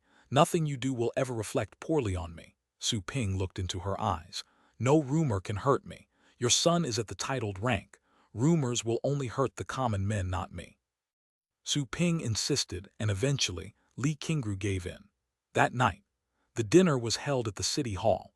All the famous media were there, and the family heads of the 5 families were also present. The generals who had performed exemplary work during the battle were also there, wearing their military uniforms and medals of honor. The dinner would be live-streamed. "I am Zai Jinshui, your mayor." Zai Jinshui stood on the podium, looking solemn.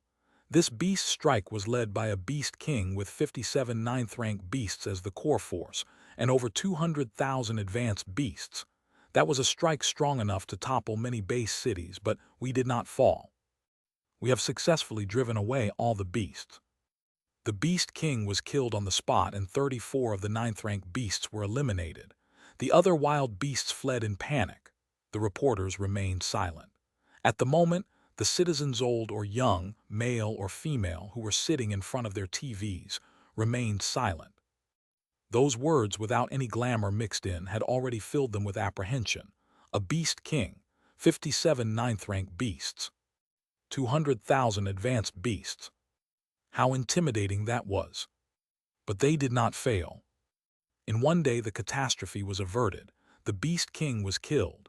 Many of our warriors were fighting, bleeding, and some heroic souls will never return to us, to their families.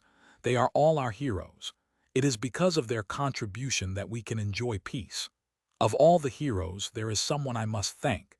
He is the one who killed the Beast King for us.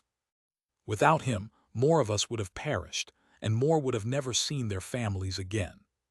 He is Mr. Su Ping, owner of the Pixie Pet Store. Zai Jinchui's impassioned voice echoed everywhere. As planned, the spotlight turned to Su Ping. At the moment, the focus of Longjiang was Su Ping. He wasn't nervous. Zai Jinchui invited him to the podium. I just did my part. The others helped stalling the beasts. They are the ones who you should thank, Su Ping said. He finished his brief speech. Zai Jinchui reacted quickly. Mr. Su, you're too humble. You returned in time and killed the Beast King. That is how we were able to drive the other beasts away. You earned the credit. Su Ping said nothing. The cameras were all on Su Ping. Some people didn't know Su Ping. Some had learned the name from the store and the Elite League. Basically, most people witnessing this were stunned. Apart from a very few people, not even his customers had been aware that the store owner that they talked to almost every day was able to kill a Beast King. Zai Jinchui said more words of gratitude. He thanked Su Ping, as well as the 5 major families and warriors who had perished in battle. He also mentioned how he would make it up to the families of the fallen. The news conference came to an end. The dinner party began. Alcohol and delicacies, eating and drinking. The city hall, a place always quiet and solemn, became filled with excitement that evening. The family heads went to make toasts in Su Ping's favor, and they also got acquainted with Tang Ruyan, Zhang Lingtong, and Su Ping's mother. Su Ping's mother was the main focus. Qin Du Huang and the other family heads smiled at her warmly. It was hard to befriend Su Ping, but it would be much easier to start with his family. Su Ping was not worried about his mom showing up in public. After all, the ones that indeed wanted to harm him could find out about his family relationships easily, including his mom and Su Lingyu's birthdays. That was a moment of honor. He had to share it with his family. It was too bad that he had not heard from his father yet. He had to wait for him to return. Those who were attending that gala, apart from the higher-ups and elites of the 5 families, were the ones who had done exemplary work during the battle and some VIPs. Because of Zai Jinchui's speech, everyone remembered the name Su Ping. At dinner time, someone would always drop by to talk to Su Ping when he was eating. He had to stop now and then to talk. The dinner continued to the small hours of the night. Suddenly, Zai Jinchui felt his phone ring. He was surprised that someone would call him at that time. He apologized to the people he was with, set up a soundproof seal, and answered the call. Yes, sir, this is not good. Beasts were detected in the C12 district, and we have just heard that beasts are coming in from the spatial cracks in District B04. The beasts are gathering, the person sounded in a panic. Zai Jinchui turned pale. The beasts were still coming. But the Beast King was dead. He looked up and saw that Su Ping was still eating and drinking. Seeing him immediately relieved Zai Jinchui a bit. Go and investigate. I want the most accurate and detailed information. Yes, sir. Zai Jinchui was no longer in the mood to enjoy dinner. He walked over to where Su Ping was. Chapter 494, Heavenly King appearing. Mr. Su, can we talk in private? Private? Zai Jinchui nodded. He showed Su Ping to the window and set up a soundproof seal. Zai Jinchui assumed a serious attitude, and Su Ping wore a solemn look as well. Mr. Su, I have received some updates. The beasts that we drove away seem to be coming back. I'm worried that they may return to launch another strike. Zai Jinchui sounded truly concerned. He shared all the information he had with Su Ping. Su Ping was the most powerful battle pet warrior there was in the Longjiang base city. Should a large-scale strike be imminent, they had to rely on him. Su Ping was a bit relieved to hear this. Is that it? If they're trying to invade us again, we can just kill them again. There's nothing to be worried about. Zai Jinshui was both glad and frustrated after seeing Su Ping react so calmly. Those with strength could indeed talk with confidence. The frustrating thing was that he had failed to find a way to reach the legendary rank. He had been stuck at the peak of the titled rank for over 100 years. All he needed was an opportunity. He wouldn't have to rely on anyone else if he was a legendary battle pet warrior. If he could break through, he wouldn't have to be so stressed out about a beast strike. Zai Jinshui shook his head to get rid of those messy thoughts. Mr. Su, I will never forget your kindness. Su Ping was more than willing to help out, but Zai Jinshui was not going to take that for granted. In their recent battle to defend the base city, people like Su Ping, as well as the 5 family heads, had gladly offered to help. Zai Jinshui was grateful for that. Theoretically speaking, since they were citizens of the Longjiang base city, Su Ping and those from the 5 major families ought to help. Still, Zai Jinshui understood that war came with risks that could be detrimental to their interests. Only the honest plain folks would talk about ethics and morals all day long since they were too poor, and ethical standards were the only things they could afford to talk about. It was unrealistic to morally kidnap those who enjoyed a higher position in society. If anything, this approach would only generate the opposite effect. That was how the world worked. Su Ping, the 5 family heads, as well as the other titled battle pet warriors and anyone able to help, they could easily escape to another base city to seek a living. They might not enjoy comfortable days as they did in the Longjiang base city, but that was an option for them. To choose between different options was what humans had been born to do. What Zai Jinshui could do was to show his gratitude and treat those people more favorably so that they would choose to stay at Longjiang base city in times of crisis. It is what I should do. I'm also a person of the Longjiang base city, Su Ping said. He didn't think that Zai Jinshui owed him anything. He fought, not for Zai Jinshui, but for his hometown, his parents, and the customers that had gone to his store. For the old neighbors that used to call him Zai O Su, and the store at the end of the street that sold pretty tasty noodles, for so many others. That was Su Ping's home. That was the first place he had seen when he opened his eyes in that brand new world. It was where he grew up and where he had been sharing a life with his parents. He would never allow for the base city to fall as long as he was still able to protect it. Zai Jinshui gazed at Su Ping gratefully. He barely got to see people with both outstanding abilities and an innocent mind at the same time. Zai Jinshui had detailed information about Su Ping, including which hospital he had been born in and which doctor had welcomed him to the world. Maybe that innocence was what made 19-year-olds adorable. Thank you, Zai Jinshui said to himself instead of Su Ping. Sometimes it was hard to utter the words because they carried too much meaning. Zai Jinshui said a quick goodbye to Su Ping and left using a side aisle in a hurry. Su Ping stood on the spot thinking for a little bit. Afterward, he returned to his table and asked Tang Ruyan and Zhang Lingtong, "Are you full? Time for us to go back." "Yes, burp." Zhang Lingtong just opened her mouth when a very loud noise came out of her mouth. She covered up her mouth at once and looked at Su Ping, clearly embarrassed. "You are definitely a good eater." Su Ping was speechless. Since they had finished their dinner, Su Ping went to find his mother, who was at the moment surrounded by many ladies from rich families. She seemed to be in a pickle. He rescued her by saying that they had to leave early. Li Qingru gladly accepted. Those ladies were graciously talking to her, never disagreeing, but she could tell that they belonged in different worlds. Nothing they said was of any practical meaning. Those ladies saluted Su Ping and called him titled Warrior Su. They weren't aware of Su Ping's actual title, so that was the only way they could address him without coming off as impolite. Su Ping nodded to them and left the banquet hall with his mom, Tang Ruyan and Zhang Lingtong. In the banquet hall, Qin Duhuang, Zhou Tianlin, and Mu Beihai were sitting at the same table. They were talking to each other, but their eyes were glued to Su Ping. All of them noticed when Su Ping left, but they still remained quite composed. They didn't have to prolong their stay since the most honored guest was leaving. "It is getting late. I have other things to attend to back at home. Goodbye." Liu Tianzong was the first to stand up and say goodbye. He bid farewell and left with his family elders. Then Mu Beihai and Zhou Tianlin left one after the other. Soon, the people of the Qin family were the only ones seated at the table. Qin Duwang set up a seal and cautioned in Shuhai, do not tell others about what happened at the Supremacy League for now. Those people don't know anything about the Fate Challenger. Let's keep it that way. Qin Shuhai was baffled. Why so? While they were talking just then, he could tell that the others were trying to ask him about the Supremacy League, but Qin Duwang had kept winking at him. He had not given any detailed answers for that reason. Still, he felt confused. You have traveled a lot over the years, why haven't you learned anything?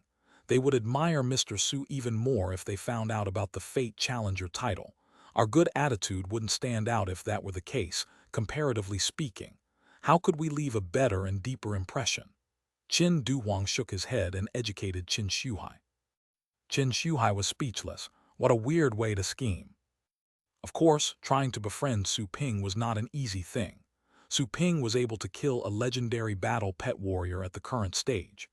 Once he became a legendary battle pet warrior, just the fact that the Qin family were Su Ping's friends could drive up the Qin family's status. No one would ever make things difficult for them again, and even if they offended someone else, the latter might not dare to seek revenge. I understand, Qin Shuhai said. Qin Duwang nodded. Killing a legendary battle pet warrior and challenging all the titled battle pet warriors. I wouldn't have believed it if I hadn't heard it from you. No wonder it took you merely one day to get back. I thought he came back just for the wild beasts. I never could have anticipated that he had ended the competition in such a way. Qin Duwang exclaimed. Qin Shuhai produced a forced smile. You wouldn't have believed it. Even I felt it was all a dream after witnessing with my own eyes. It has been years since we last had a Fate Challenger. Qin Duwang shook his head. He was a bit envious and vulnerable at the same time. He even felt weak when he was about to lose the fierce fire ape to the Beast King. It made him sense that his old age was catching up with him. Those titled battle pet warriors would lose their minds if they knew that Mr. Su is less than 20 years old, Qin Shuhai pointed out. Qin family had made a background check on Su Ping a long time before. Su Ping had been a different man. How he became stronger was hidden, but there shall be no mistake about his age. There were pictures of him when he was a kid, going through grade school, high school, and all kinds of strange selfies he had taken. People were able to tell that it was the same person. Therefore, he couldn't have faked his age. All of a sudden, Qin Duwang was no longer in the mood to talk about this. You mentioned that the North King was at the Supremacy League, so it is safe to assume that the prizes had been set as bait to lure out the fish, like the old man of the Qin family. Unfortunately, the fish was killed soon as he came out. I was right. Some shameless old dudes are hiding their strength to avoid serving, Qin Shuhai said. Do you think it has anything to do with the deep caves? I heard the news that the beasts were on a riot and a couple of legendary battle pet warriors were killed before the beasts were pushed back. I think so, Qin Duwang answered. There's turmoil in the deep caves and we were just under attack. I saw on the news that 2 other base cities were under attack as well, and they were asking for help. It was unusual to see those things happening all at once. We must be prepared. Qin Shuhai was scared. Just now, he said something to Mr. Su before he left. Mr. Su left moments after. I believe something is happening. Qin Duwang darted a look to the place where Su Ping had been seated. Let's go. I need to find Zai and ask him what's going on. Shuhai nodded. A chauffeur drove Su Ping back to his place. He told his mother to head back home and rest. Then he sent Zhang Lingtong and Tang Ruyan to the dorm he had set up for them. After that, he went back to this store and closed the door. The store was empty. It was nice to be alone after all that noise. He went to the pet room. Joanna was cultivating there. Aren't you bored staying here all day long? Does that mean I can leave the store? Nope. Then what is the point of that question? Su Ping opted to end the conversation. He summoned the Inferno Dragon and the Dark Dragon Hound, telling them to stay in the nursing pens. He took out the talent stone he had won. The stone was grayish in color. Su Ping suddenly realized that he didn't know what to do with the stone. He took out his phone and called Venerable the Blade. Mr. Su. Venerable the Blade was surprised to receive a call from Su Ping in the middle of the night. Truth be told, Su Ping didn't expect that the call would go through. Venerable the Blade should have been unavailable if he was in another base city. "Are you here in Longjiang?" Su Ping asked. Venerable the Blade chuckled. "No, I'm still at the Aurora base city. Mr. Su, you must have taken care of the wild beasts. Those wild beasts were courting death by choosing to invade the Longjiang base city." Venerable the Blade wasn't the least worried about the beast strike at Longjiang. Longjiang was a Tier 2 base city. However, its defense was now close to the first tier because of the vicious person that was Su Ping. He could ward off the strike even when there was a beast king involved. "That has been dealt with. Anyways, how come I can call you when you're still in Aurora City?" Su Ping voiced his confusion. Venerable the Blade explained, "My number is valid across the continent. You can call me in whichever base city of the subcontinent district I am at the time. Of course, the number will be out of the service area if I went to another continent." Su Ping didn't know about that. Indeed, a famous titled battle pet warrior could enjoy many benefits. For example, Qin Shuhai didn't have that kind of benefit, otherwise he could have called Qin Shuhai when the latter was in the Holy Light base city. "How did you get that number? Can I get one?" Su Ping was intrigued. He would be able to call Su Lingyu at any time if he had one. After all, she was far away from home. He was still worried, even though the vice principal was looking out for her. "Of course you can. You are the Fate Challenger, Mr. Su. I will notify the operators and they will contact you, if that's all right with you," Venerable the Blade said. "Thanks. I was calling to ask you about the talent stone. Do you know how to use it?" That explained why Su Ping would make the call at such a late hour. "That is easy. The talent stone can convert to energy as soon as it comes in contact with astral powers. You can tell your battle pets to directly absorb it with astral powers," Venerable the Blade answered. Su Ping didn't know it was that simple. "Okay, thanks," Su Ping replied.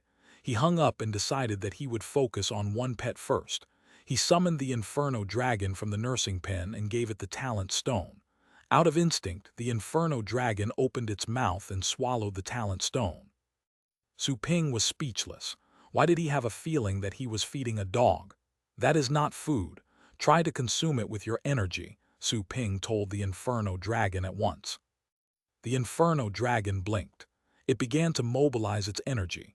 Soon, a faint, grayish hue came over the Inferno Dragon, similar to the color of that talent stone.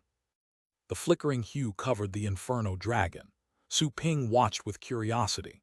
The Inferno Dragon raised its head as if looking at something on the ceiling.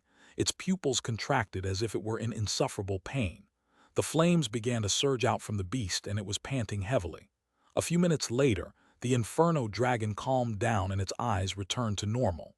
The pet scratched its head and eyed Su Ping with confusion. "Was that it?" Su Ping decided to find out. "What is 1000 minus 7, D?" The Inferno Dragon appeared to be baffled. Su Ping shook his head. He cast an identification spell on the Inferno Dragon. Its combat strength had increased to 10.9 from 10.5. An increase of 0.4 points. Su Ping checked the abilities mastered. There was a new addition, and it was a legendary skill. The Song of Hell. Su Ping found out more about the skill. It was one that was able to generate sonic waves. One legendary skill for one talent stone. Not bad, Su Ping said to himself gladly. He had heard that there was a 50-50 chance that the talent stone would fail to yield any results. Clearly, he had been lucky with that one.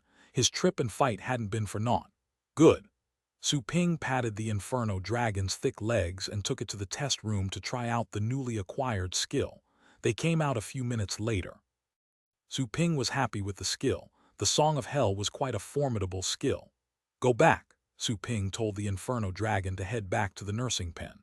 Su Ping browsed through his storage space after the Inferno Dragon went back to rest. Joanna was unable to accept orders for professional training while he had been away. The general training could be taken care of by the dummy trainer.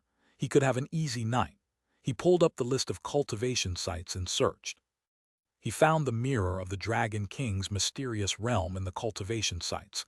He wondered if he could find the mirrors of the other two mysterious realms of the subcontinent district. It was a long list. He read 10 lines of writing with a single glance. It had been more than 10 minutes and his eyes were getting sore, but he had yet to find familiar names. Su Ping didn't know when he would reach the end of the list. The cultivation sites provided by the system ranged from those created in the Archean times to places created and left behind by countless powerful warriors throughout history. The total number of cultivation sites had to be stunning. Su Ping shook his head. He had to give up for the moment. After all, the names of the mysterious realms might actually be different to those listed as cultivation sites. It was like finding a needle in a haystack and could take forever.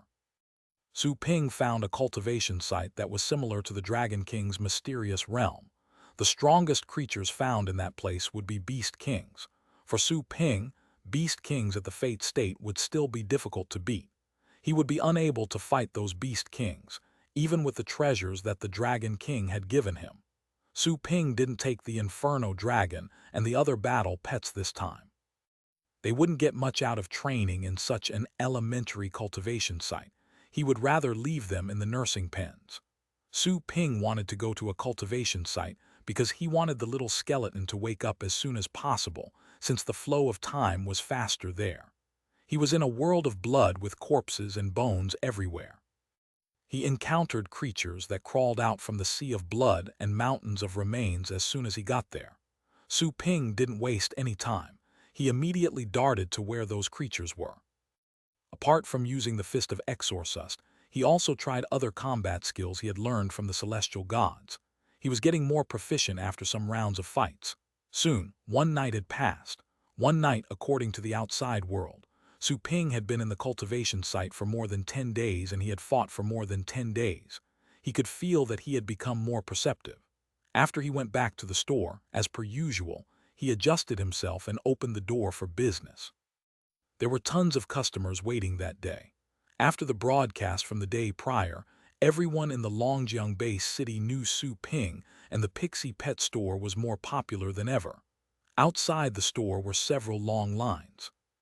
"Mr. Su, is it true that you're the one who defeated the wild beasts? Can I have an autograph? I'm your fan. Mr. Su, I'm here to say thank you on behalf of my son. Thank you for avenging him." Some of the customers were excited and some were just there to see Su Ping. An old man, however, was there to merely express his thanks. The old man's words quieted the crowd down. People still remembered the deceased heroes after having enjoyed the grand celebration. Many customers gazed at the old man with respect. Su Ping didn't expect this. He quickly helped up the old man who was bowing to him. The store had been packed even before the morning ended. After lunch, Tang Ruyan and Zhang Lingtong stayed in the store and talked about cultivation, when Su Ping went back to the demigod burial to continue his training. Time flew. Soon 3 days passed. Su Ping had been having very good business results during those 3 days. In the meantime, Zai Jinshui had been in a bad mood. The updates he had been receiving were not optimistic at all. Wild beasts were gathering. There was the chance that an extra-large scale was being conjured. To make it worse, there were more than one Beast King. Zai Jinshui merely hoped that the Beast Kings were just going to travel past the base city. A piece of news arrived in the afternoon of the 3rd day. It left Zai Jinshui cold. He sat on his chair for a long time before he came back to his senses. He had to get help. His hand was trembling when he picked up his phone. At night, Su Ping, Qin Duhuang, and the others who had received a call from Zai Jinshui were gathered in the conference room at the city hall. "Zai, have things gone worse?" Qin Duhuang turned pale to see Zai Jinshui remaining silent. It had been 1 day and yet, Qin Duhuang had seen some of Zai Jinshui's hair beginning to turn white. Qin Duhuang felt something bad was going to happen. Zhou Tianlin and Mu Beihai sensed that the situation had to be grave. Their families had also sent out people to investigate during the past 3 days. The wild beasts were gathering. Zai Jinshui couldn't have hidden that information from them even if he wanted to. Another beast strike was coming. But this time, they weren't as nervous as before because Su Ping's presence had boosted their confidence. Apart from Su Ping, there was that legendary battle pet warrior in his store. Su Ping was also a man who could kill a Beast King. The Longjiang base city was in good hands. Su Ping found himself a seat. He was surprised to find that Zai Jinshui had not uttered a single word. Was there more than one Beast King? Zai, what is going on? Talk to us. You called us here, so say something. The family head of the Yi family had a short temper. He could not help but shout at Zai Jinshui. Zai Jinshui looked at him and then at Su Ping. He seemed to be a little bit livelier. I called you here, so I'm not planning on hiding anything from you. There isn't just one Beast King. We have detected the presence of more than 5 Beast Kings. 5. Qin Du Wang and the others were greatly taken aback. 5 Beast Kings? Seriously? One Beast King was enough of a catastrophe. 5 Beast Kings were enough to eliminate any base city. Why would there be so many Beast Kings gathering outside the Longjiang base city? Su Ping was just as surprised. He frowned. If 5 Beast Kings were there together, it would mean that one of them would be a leader, probably at the Void State. Zai Jinshui furrowed his lips. He gazed at Su Ping, who was the only one able to defeat a Beast King. Zai Jinshui felt his already crushed confidence broke even more after noticing the surprise in Su Ping's eyes. With a hoarse voice, he continued, "Apart from the 5 Beast Kings, there are traces of the otherworld Heavenly King." Silence. The conference room was in absolute silence. Qin Du Wang, Zhou Tianlin, and the others sat there with their mouths agape, looking at Zai Jinshui in astonishment. The otherworld Heavenly King, Su Ping, was puzzled. The reaction from the others told him that this wasn't a good thing. Zai, are you serious? It has to be a lie. Can you? Liu Tianzong's voice was trembling. He uttered words that didn't quite match together. The others gulped. It was hard for them to breathe as they glued their eyes on Zai Jinshui. Chapter 495. Gather everyone to save Longjiang. I wish it were a lie, Zai Jinshui answered. As he looked at the dumbstruck crowd, Zai Jinshui was unable to utter more words. The 5 family heads were fierce and powerful warriors. Even they had difficulty hiding their fear. The otherworld Heavenly King, any titled battle pet warrior would tremble upon hearing that name because it was a synonym for terror. The otherworld Heavenly King. Su Ping looked at them in confusion. He noticed that, as composed as Qin Du Wang had always been, he was visibly afraid. That could not be good. The others were pulled back to reality by Su Ping's words. Their fear disappeared for a tiny bit when they turned to look at Su Ping, but their minds were still clouded. Mr. Su, you do know. Mu Beihai was unable to believe that. All the titled battle pet warriors knew about that entity. Still, it didn't seem that Su Ping was faking. Su Ping shook his head. Zai Jinshui jumped in. Mr. Su, have you heard about the 4 Heavenly Kings? The 4 Heavenly Kings. Su Ping nodded. I know Andy Lao Takwa, Jackie Chung Hakyao, Aaron Kwok Fu Xing, and Leon Lai Ming, Zai Jinshui.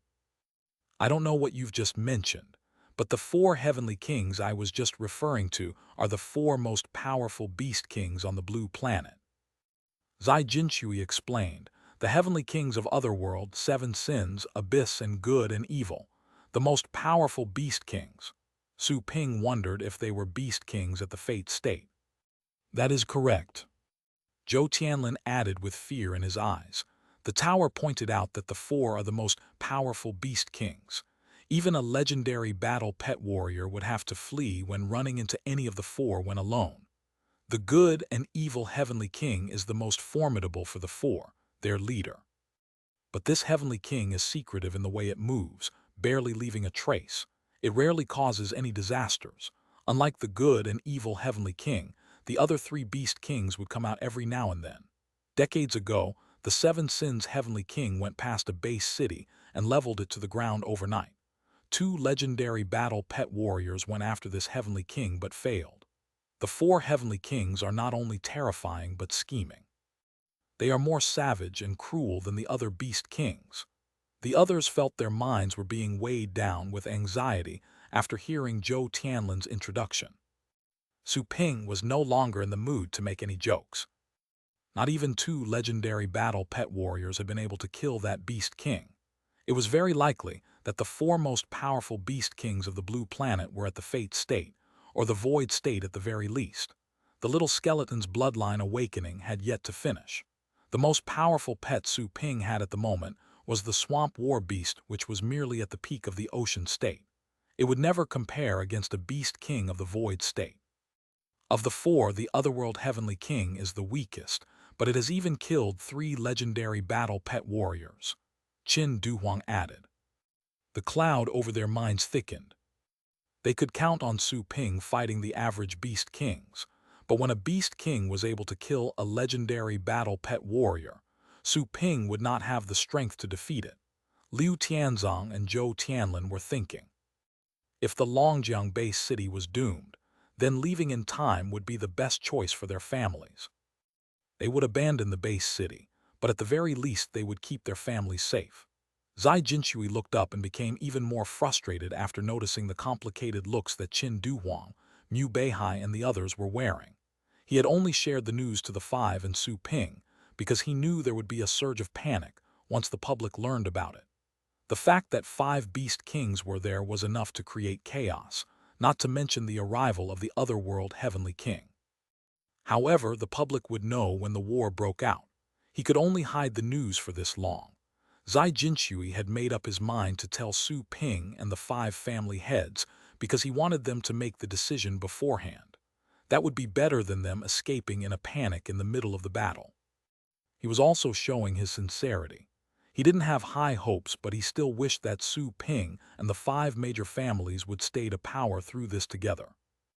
Zai Jinshui was the only one who couldn't turn his back on the Longjiang base city. He was the mayor, the leader of the base city, the guardian. He would never leave as long as he was still breathing. "Sir, how credible is the information?" Su Ping asked. He understood that the information was most likely real when Zai Jinshui was willing to share it, knowing that it could create panic. Even so, Su Ping thought he had to ask. Zai Jinshui looked at Su Ping and then at the other 5 who were gazing at him with hope. After a moment of silence, Zai Jinshui answered. The ground surveillance took a picture. The image was blurry, but the computer was able to analyze it. It is very likely to be true. The last glint of hope was gone. Qin Duhuang, Mu Beihai, and the others felt desperate. Very likely. That was a nice way to soften the blow. There was a picture, it was a fact. There were 5 beast kings. What else could command the 5 beast kings, apart from the otherworld heavenly king? Su Ping stood up slowly and said, "Sir." Zai Jinshui felt his heart skip a beat. Su Ping said slowly, "I cannot make other promises, but I, Su Ping, shall never leave the Longjiang base city." Zai Jinshui and the other 5 family heads were stunned. The young man was serious. Zai Jinshui felt a lump in his throat. Qin Duhuang and the others were touched. A moment later, Zhou Tianlin announced his position as well. The Zhou family is willing to live and die with the Longjiang base city. The others turned to him.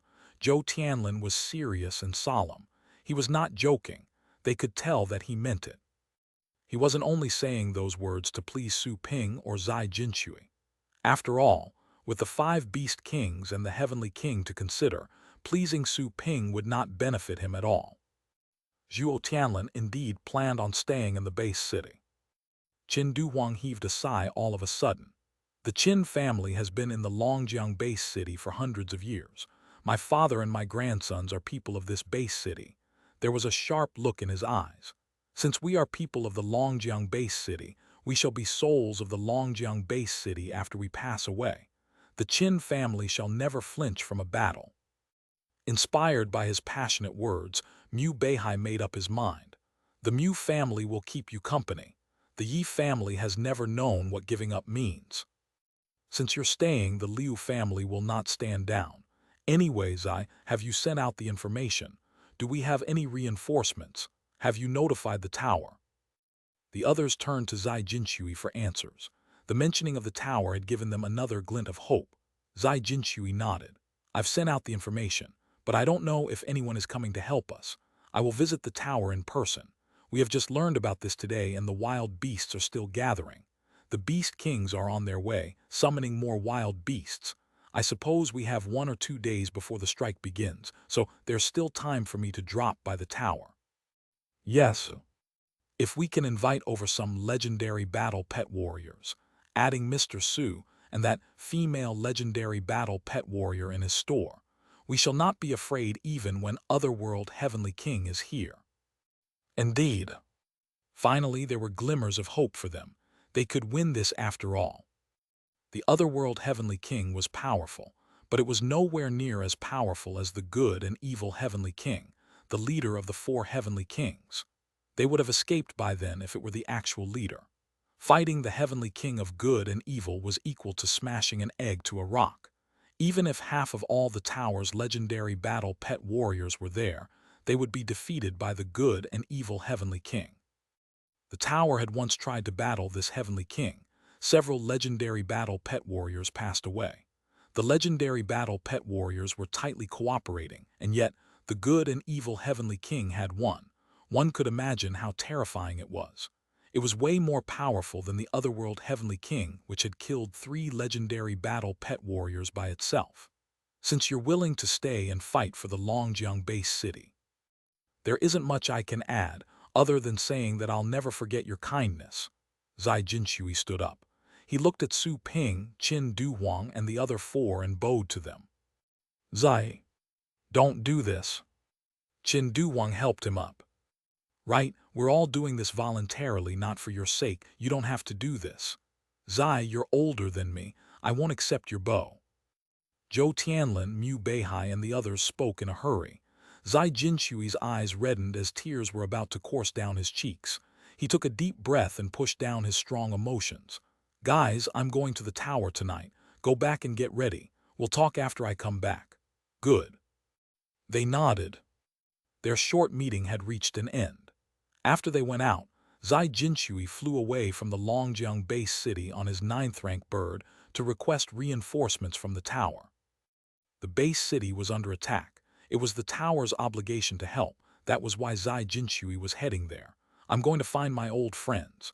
Qin Duhuang was about to leave as well. Mu Beihai darted him a look. Aren't you worried that you'd be unwittingly luring your old friends into a trap? This time, I understand we still have hope, but we could also fail. He left something unsaid. Even if they could succeed in the end, there was no telling if any of them would die in battle. The Longjiang base city might still stand, but the warriors might never come back. Battles required blood. Qin Duhuang didn't turn around. I won't force them to come. As a matter of fact, I hope they don't get into this mess. That being said, now that the Longjiang base city is in trouble, I shall do everything within my abilities to try and fight for more hope. With that said, he left at once. That man, Mu Beihai said nothing else. I won't call anyone, I don't have many friends. Liu Tianzong shook his head and produced a forced smile. Zhou Tianlin cast him a disdainful glance. How sad that is. I wonder what gives you the courage to say that out loud. Go to hell. You two are Tweedledum and Tweedledee. Don't taunt each other, the head of the Yi family interjected. They chatted for a bit more, but no one was in the mood to prolong their conversation. They soon went back to their respective families. Su Ping left as well. He went back to his store. He thought of Venerable the Blade and called him. Mr. Su. Venerable the Blade was surprised to receive a second call. Su Ping went straight to the point. Longjiang base city is in trouble. The wild beasts are coming back and there are 5 beast kings. It is said that the presence of the otherworld Heavenly King was detected. Are you willing to come and help? Venerable the Blade was stunned still. He didn't interrupt Su Ping, although he couldn't help but shout after processing the last bit of Su Ping's sentence. The otherworld Heavenly King. That is correct. Of the 4 Heavenly Kings. That is correct. The answer Su Ping received was silence. Venerable the Blade thinking things through, and Su Ping didn't push him. He waited quietly. After all, Venerable the Blade didn't owe him anything after that moment of silence. Venerable the Blade asked, Are you sure about that? What are you planning to do? Su Ping answered with determination. Stay till the end. Venerable the Blade once again replied with silence. Staying till the end. This might just as well be the end of them when Otherworld Heavenly King arrived. I'll go, Venerable the Blade answered. He answered resolutely without any hesitation. That quick reply surprised Su Ping. He didn't expect that Venerable the Blade could be so determined. Are you sure? Be noted that not even I can promise anything this time, Su Ping reminded him. He was indeed afraid. He had no idea what the Otherworld Heavenly King was like. Not even Qin Duhuang knew much about it. The 4 Heavenly Kings would only make contact with humanity every 10 or dozens of years. They would inflict great harm in the world each time they appeared. No one was aware of their actual capabilities. Venerable the Blade produced a forced smile. I understand, but I will still go. If you're going to stay till the end, I just hope I can help you save some lives. It would be preposterous for Su Ping to say. He could promise to save everyone when the Otherworld Heavenly King of Otherworld arrived. Who could have the confidence to defeat the 4 Heavenly Kings? Venerable the Blade was not going to help for Su Ping's sake. He was going there to save lives. The many inhabitants. Since they weren't giving up on the Longjiang base city, Venerable the Blade merely hoped to reduce the number of casualties, even if it only meant saying thousands or hundreds of people. Su Ping was moved. He was able to understand Zai Jinshui's mood for a moment. "Thank you," Su Ping said solemnly. Venerable the Blade laughed. "No need to thank me. Why, Mr. Su, do you think I'm that much of a coward?" Su Ping laughed as well. "Since you're coming, I'm going to give you a little present after the battle," Su Ping added. Venerable the Blade was interested. "Really? What is it?" "It's a secret," Su Ping replied. Venerable the Blade didn't press Su Ping for the answer. They ended the call. Su Ping then called Lin Ziking, the one who was searching materials for him. He heard some sort of noises from Lin Ziking's side when Su Ping said that the Otherworld Heavenly King was heading to the Longjiang base city. Soon, Lin Ziking said that the signal was breaking up and he hung up. Su Ping didn't mind. He knew that disturbing the signal was possible when one had enough astral powers.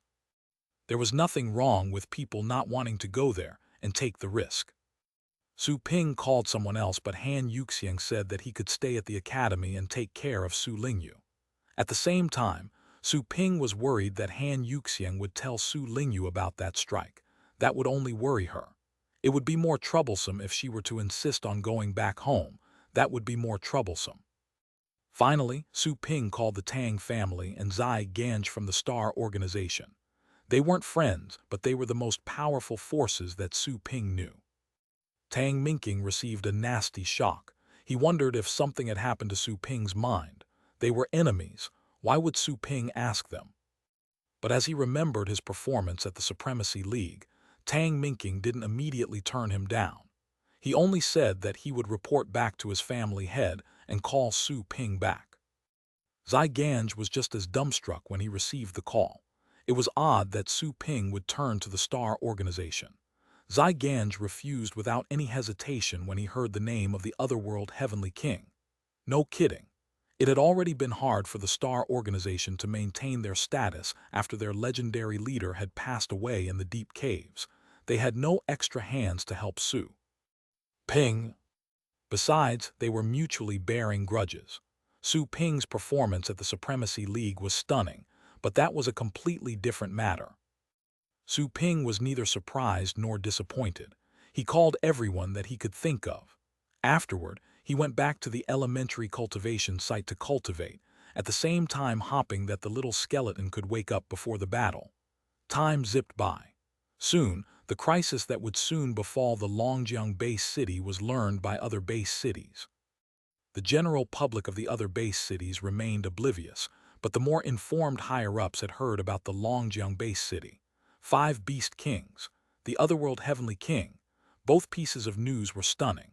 Some underground trains bound to the Longjiang base city were suspended. On the second day, many people suddenly showed up by the outer wall of the Longjiang base city.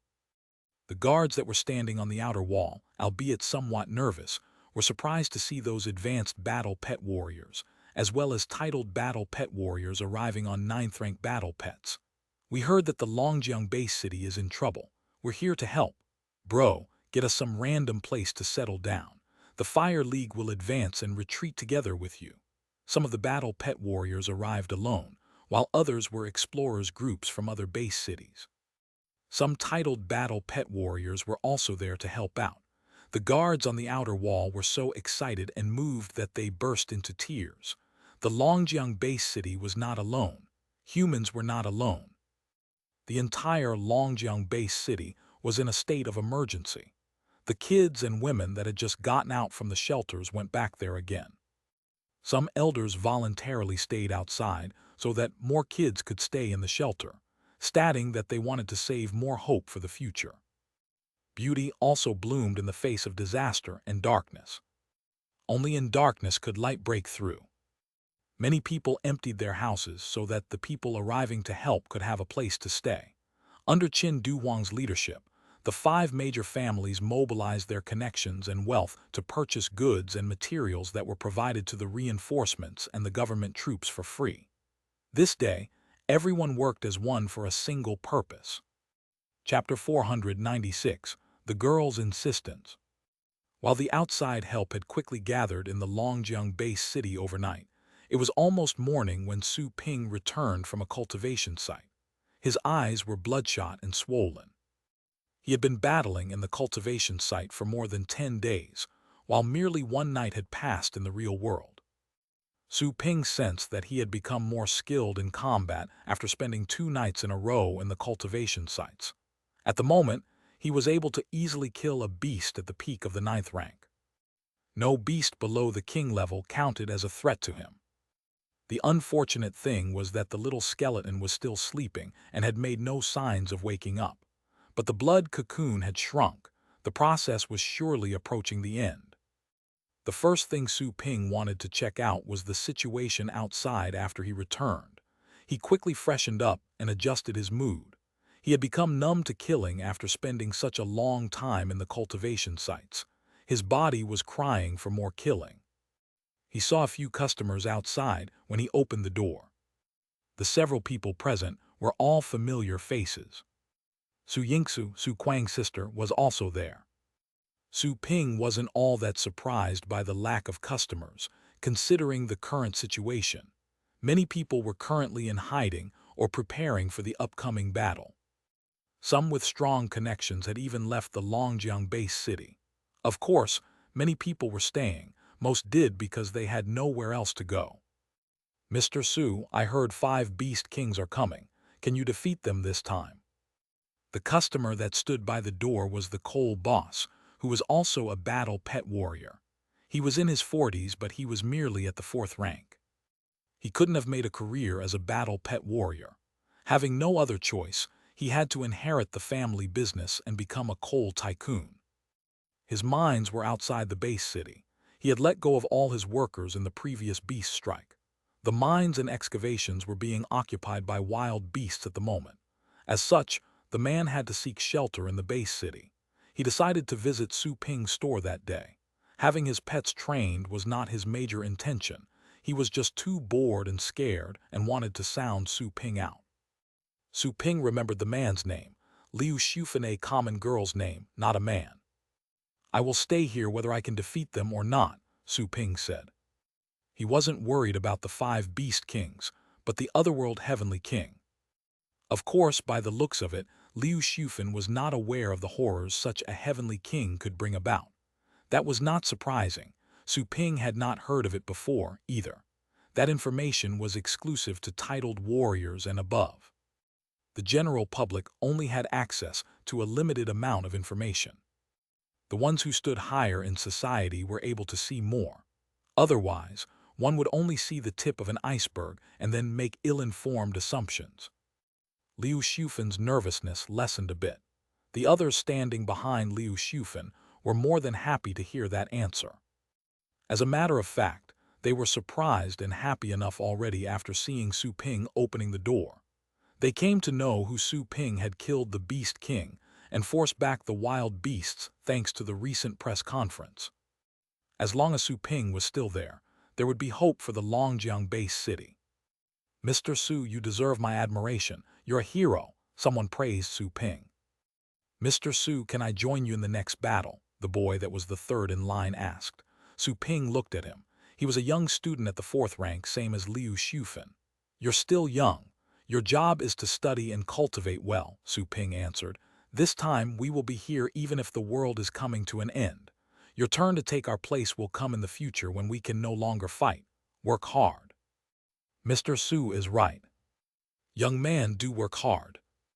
The other people nodded and encouraged that brave young man. The young man committed Su Ping's words to memory. The fighting will made his blood surge. This time, Su Ping and the other battle pet warriors would be the fighters. Next time it would be his turn. Su Yingsu was touched by Su Ping's words. Regardless of rank, Su Ping was also just a young man. But he was stepping up in the face of such a disaster. Su Yingsu was filled with mixed feelings. She had felt the same when she listened to the last lesson of her admirable mentor, who was assiduous and tireless when she was soon to graduate.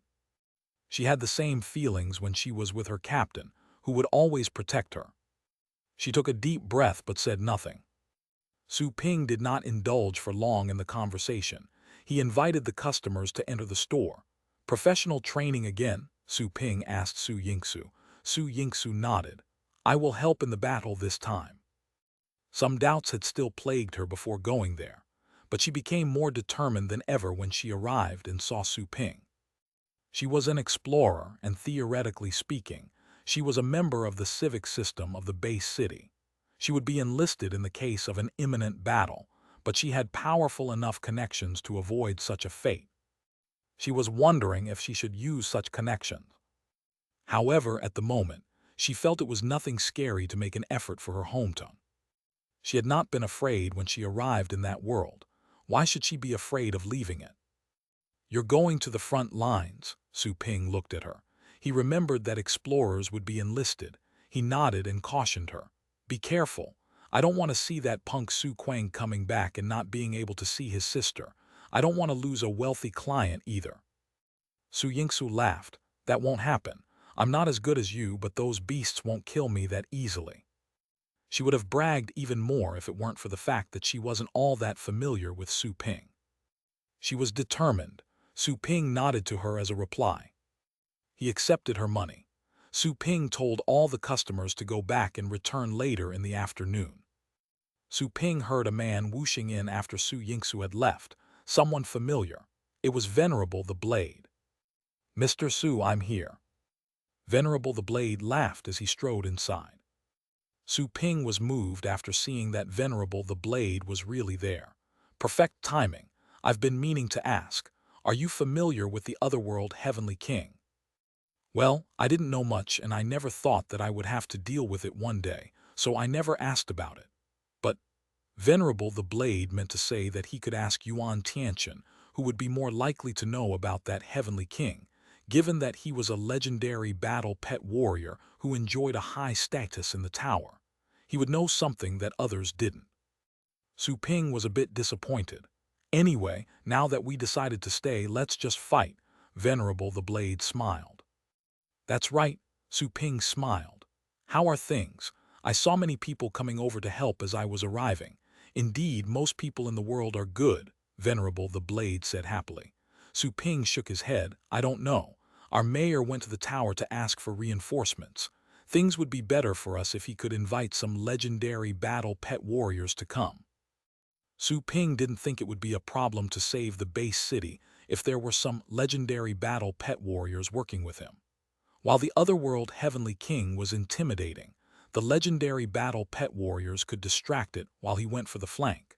The Inferno Dragon and the Dark Dragon Hound could inflict some harm. They could simply scare away the Heavenly King if killing it was too tall an order. Those Beast Kings had brains. They would run when the battle turned out to be tougher than expected. After all, the Longjiang base city was not that different from other base cities. From a Beast King's perspective, base cities were just the same kind of food. Venerable the Blade was relieved. Good. I hope that the tower can send us several legendary battle pet warriors. I heard that there are more than 20 legendary battle pet warriors, excluding those serving at the deep caves. Longjiang base city will be safe if they can send over 7 or 8. Su Ping was surprised. There are that many legendary battle pet warriors stationed at the tower. More than 20. He had often heard that there were merely 2 legendary battle pet warriors from that subcontinent district. Were the others from the other 3 continents? Venerable the Blade noticed Su Ping's confusion. There are more than 2 legendary battle pet warriors from our subcontinent district in the tower, but the others from our subcontinent district don't have any factions here. Their parents, kids, loved ones, and families have all passed away. After all, legendary battle pet warriors can live to more than 1,000 years old. Their lives can be prolonged if they take some kinds of herbs. As such, those legendary battle pet warriors have the weight of the world on their shoulders. None of them are in the mood to lead their own forces in the world. They just stay in the tower and cultivate, rarely coming out. So, few people know about them. That explained it. He was right. People who enjoyed a higher status in society could see more. But he also thought of the North King and their conversation. He was confused. The North King mentioned that they were in dire need of more people to guard the deep caves. If the tower had more than 20 legendary battle pet warriors, the tower should have the ability to fill up the empty positions left when several legendary battle pet warriors passed away in the deep caves. Why would the tower be in dire need of more? Could it be that more than a dozen legendary battle pet warriors died in the deep caves? That thought filled Su Ping with dread. That would be a grave matter. After all, legendary battle pet warriors were quite rare. People would say that they could only see the birth of one legendary battle pet warrior in 100 years. In all the continent, only a dozen would be able to reach the legendary rank over the course of 1,000 years. Of course, several would reach the legendary rank within the short span of a few hundreds of years during the Golden Ages. The wild beasts would act less frequently in the continent during those bountiful times. While Su Ping was thinking, he heard other people arrive. After a gust of wind settled down, Su Ping sensed that several titled battle pet warriors had entered the store. Venerable the Blade was also alerted. 3 men entered the store. The old man who seemed to be the leader of the 3 saluted Su Ping. "Fate Challenger, nice to meet you." That old man looked familiar. Zhang Lingtong, who was staying near the storefront, ran over and shouted pleasantly, "Grandpa." Su Ping remembered that the man was from the Zhang family. The other old man standing next to him was the one who had escorted him and Zhang Lingtong on their way to the Longjiang base city. "Fate Challenger, nice to meet you." The other 2 men saluted as well. The Zhang family had learned about what had happened during the Supreme League. A titled battle pet warrior of the Zhang family was there. As such, they were all respectful in front of Su Ping. Su Ping was not only a top trainer but a Fate Challenger. Fate Challengers were even more prestigious than top trainers. A Fate Challenger was regarded not only as a form of address, but also a rank. A rank that was higher than the titled rank, second only to the legendary rank. Fate Challenger. Tang Ruyan stared at Su Ping in a daze. Su Ping asked the 3 men, "What are you doing here?" He didn't remember having called them. Did they show up to help voluntarily? The leader was gazing at Zhang Lingtong with fondness. He cupped his fists at Venerable the Blade and said to Su Ping, "We heard that the Longjiang base city was in trouble and the otherworld Heavenly King is coming. Is that true?" "Most likely," Su Ping nodded. The old man was not surprised. Even so, he did look nervous. "Fate Challenger, what is your plan then?" "Staying with Longjiang and getting through this hard time together." The 3 didn't expect that Su Ping was planning to stay. "Well," the old man felt awkward. "Fate Challenger, you could go anywhere you like. Why would you stay and take the risk?" Su Ping raised his eyebrows. "You're not here to help." The old man saw that Su Ping had misunderstood him. He was about to say no when he thought of Su Ping's attitude. He produced a forced smile. "We're here because we are worried about our kid and you, Fate Challenger. We thought you were planning on leaving, so we were going to give you a lift." Su Ping finally understood. It turned out that the Zhang family was there to fetch the girl after they heard the news. "Since you're here to pick up Xiao Tong, take her. I won't leave," Su Ping answered. The old man could tell that Su Ping was becoming less friendly toward him. "Fate Challenger, she's the one most promising kid of the Zhang family. You must know that her staying here won't be of any help. Fate Challenger, now that you're determined to stay, the Zhang family won't sit around and do nothing. How about this? I will leave those 2 men here to help you while I take Xiao Tong back with me. Then I'll come back with more people from the Zhang family." That sincere tone softened Su Ping's attitude. He nodded. "You don't have to gather more people. I am happy enough with that proposal. Getting more people here will be too much trouble, and it's not easy for the Zhang family to groom so many battle pet warriors. Those two will be more than enough." The two turned pale but said nothing. Su Ping was Zhang Lingtang's teacher and a fate challenger, which was rarer than a legendary battle pet warrior. The Longjiang base city was Su Ping's hometown. They were supposed to offer help and use that as a chance to befriend Su Ping. They would have sent over reinforcements instead of going to pick up Zhang Lingtang if it weren't for the fact that the otherworld Heavenly King was too intimidating. "No, I won't go," Zhang Lingtang shouted. She could no longer stand quiet since she realized that her grandpa was there to take her home.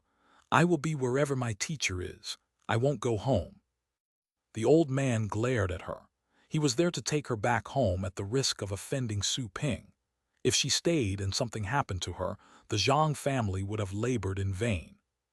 Also, the Zhang family's tie with Su Ping would be cut off if something happened to Zhang Lingtang.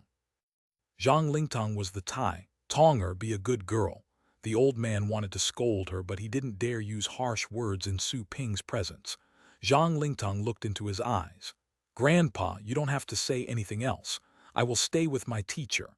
He has not taught me training skills yet, so I haven't finished my learning. I won't go anywhere." The old man was unhappy. For one thing, the girl was more stubborn than he had thought. For another, Su Ping had not taught her anything, even though she had been there for so long. Why was that? Although nursing doubts, the old man didn't ask anything. He kept his discomfort to himself. "Are you sure?" Livid with rage, that was the only question the old man asked. Su Ping looked at Zhang Lingtang, the determined girl. He was also surprised. They had not been together for long enough for her to be that resolute. Su Ping was not worried. She would be staying in the store anyway, and still be safe even if the Heavenly King breached the Longjiang base city. Chapter 497, Not Leaving. Zhang Lingtang would not budge. The old man was at a loss as to what to do. There were some things he didn't wish to say in Su Ping's presence.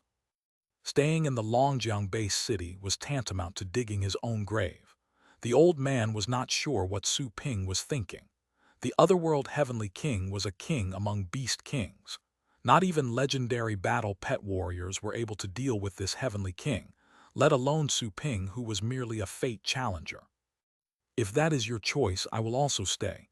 I hope I can be of help," the old man said. Of course, he was staying to look after Zhang Lingtang. Once the city was breached, he would do anything to forcefully take Zhang Lingtang away, even if that meant he would displease Su Ping. Given Zhang Lingtang's talent, she could become a master trainer with whichever teacher she learned from. She was the future hope for the Zhang family. He could not allow her to lose her life because of Su Ping. Su Ping didn't say a thing. His phone began to ring. It was from the mayor, Zai Jinshui. "Sir, where are you?" Su Ping asked at once. "I'm back." Zai Jinshui sounded unusually calm. Su Ping was surprised, so fast. "He left last night and came back today." "How many legendary battle pet warriors are coming?" Su Ping asked. The reply was a few seconds of silence. "Mr. Su, can you come over? I want to have a meeting. There are things that we must speak in person." Su Ping suddenly noticed that something was off in Zai Jinshui's tone. His mind was disturbed. "Sure, I'll go right now," Su Ping said. He hung up the call and said to Venerable the Blade and the three from the Zhang family, "I have to tend to something urgent. Make yourselves at home." Venerable the Blade looked at Su Ping with a frown. Venerable the Blade had overheard that conversation since Su Ping had not used a soundproof seal. "Sure, be careful." "Mr. Su, don't worry about us," the old man from the Zhang family replied. Su Ping nodded and left his store at once. He saw that Qin Du Huang and Liu Tianzong were coming out from their buildings across the street as well. They seemed to be taken aback after seeing Su Ping. "Mr. Su, Zai is back." "Yes, he called me and told me to go there." "Is that so? I'm on my way to his place as well." I asked how many legendary battle pet warriors were coming, but he didn't say. Qin Du Huang's eyebrows were knitted together. Liu Tianzong produced a forced smile. "That guy, is he trying to prepare a surprise for us?" Su Ping and Qin Du Huang didn't enjoy that joke. It wasn't funny at all. They weren't in the mood to joke around, especially with something so grave. Zai Jinshui's reaction was strange. They couldn't help but think of the worst possibility. They wished it wasn't true. At the city hall, in a conference room, apart from Su Ping, Qin Du Huang, and Liu Tianzong who arrived together, Mu Beihai and Zhou Tianlin were also there. They were tending to some businesses in other places and hurried over after they had received Zai Jinshui's call. The same group gathered in the conference hall. Zai, what is going on? Say something. The family head of the Yi family, the short-tempered man, was clearly impatient by then. Zai Jinshui lowered his head. Qin Duhuang looked pale. Zai, what the heck is going on? Tell us, are legendary battle pet warriors from the tower coming here or not? That was the question that everyone wanted to ask Zai Jinshui. Qin Duhuang had spoken their mind. They gazed at Zai Jinshui with worry. Zai Jinshui trembled upon hearing Qin Duhuang's question. Another moment of silence later, Zai Jinshui slowly raised his head, revealing an expression that no word could describe. Fatigue, disappointment, despair, pain, and guilt. Everyone's minds were weighed down after seeing that face. Slowly, Zai Jinshui said, the tower said that the deep caves are in a state of emergency and they cannot send anyone to help. His voice was hoarse. Qin Duhuang and the others turned ghastly pale. They could not. Not even one legendary battle pet warrior is coming, Zhou Tianlin shouted, angry and stunned. Aren't there dozens of legendary battle pet warriors in the tower? The tower usually sends legendary pet warriors to help when a base city is under attack by wild beasts. Why the hell not this time? Are they afraid of the otherworld heavenly king? Zhou Tianlin had uttered what everyone else was thinking. All of them wanted to ask the same question. Mu Beihai pulled a long face. Zai, what on earth happened? The base city pays a large amount of tax money to the tower every year. It is their obligation to help us. We need them now. How come not even one legendary battle pet warrior is coming? Qin Duhuang was thinking the same thing. He stared at Zai Jinshui.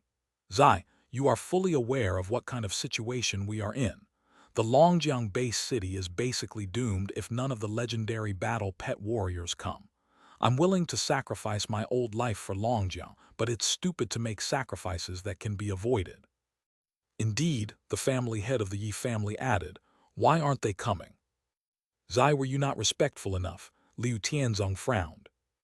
Zai Jinshui glared at Liu Tianzong and his lips trembled. Respect? Would you believe that I asked while on my knees? I knelt in front of them one by one, not respectful enough. I don't know what else I could have done. I wasn't asking them. I was begging them piteously. Liu Tianzong was speechless, and so were the others. Zai Jinshui got on his knees. He's not a legendary battle pet warrior, but he is at the peak of the titled rank. He's a mayor. How could he kneel to anyone?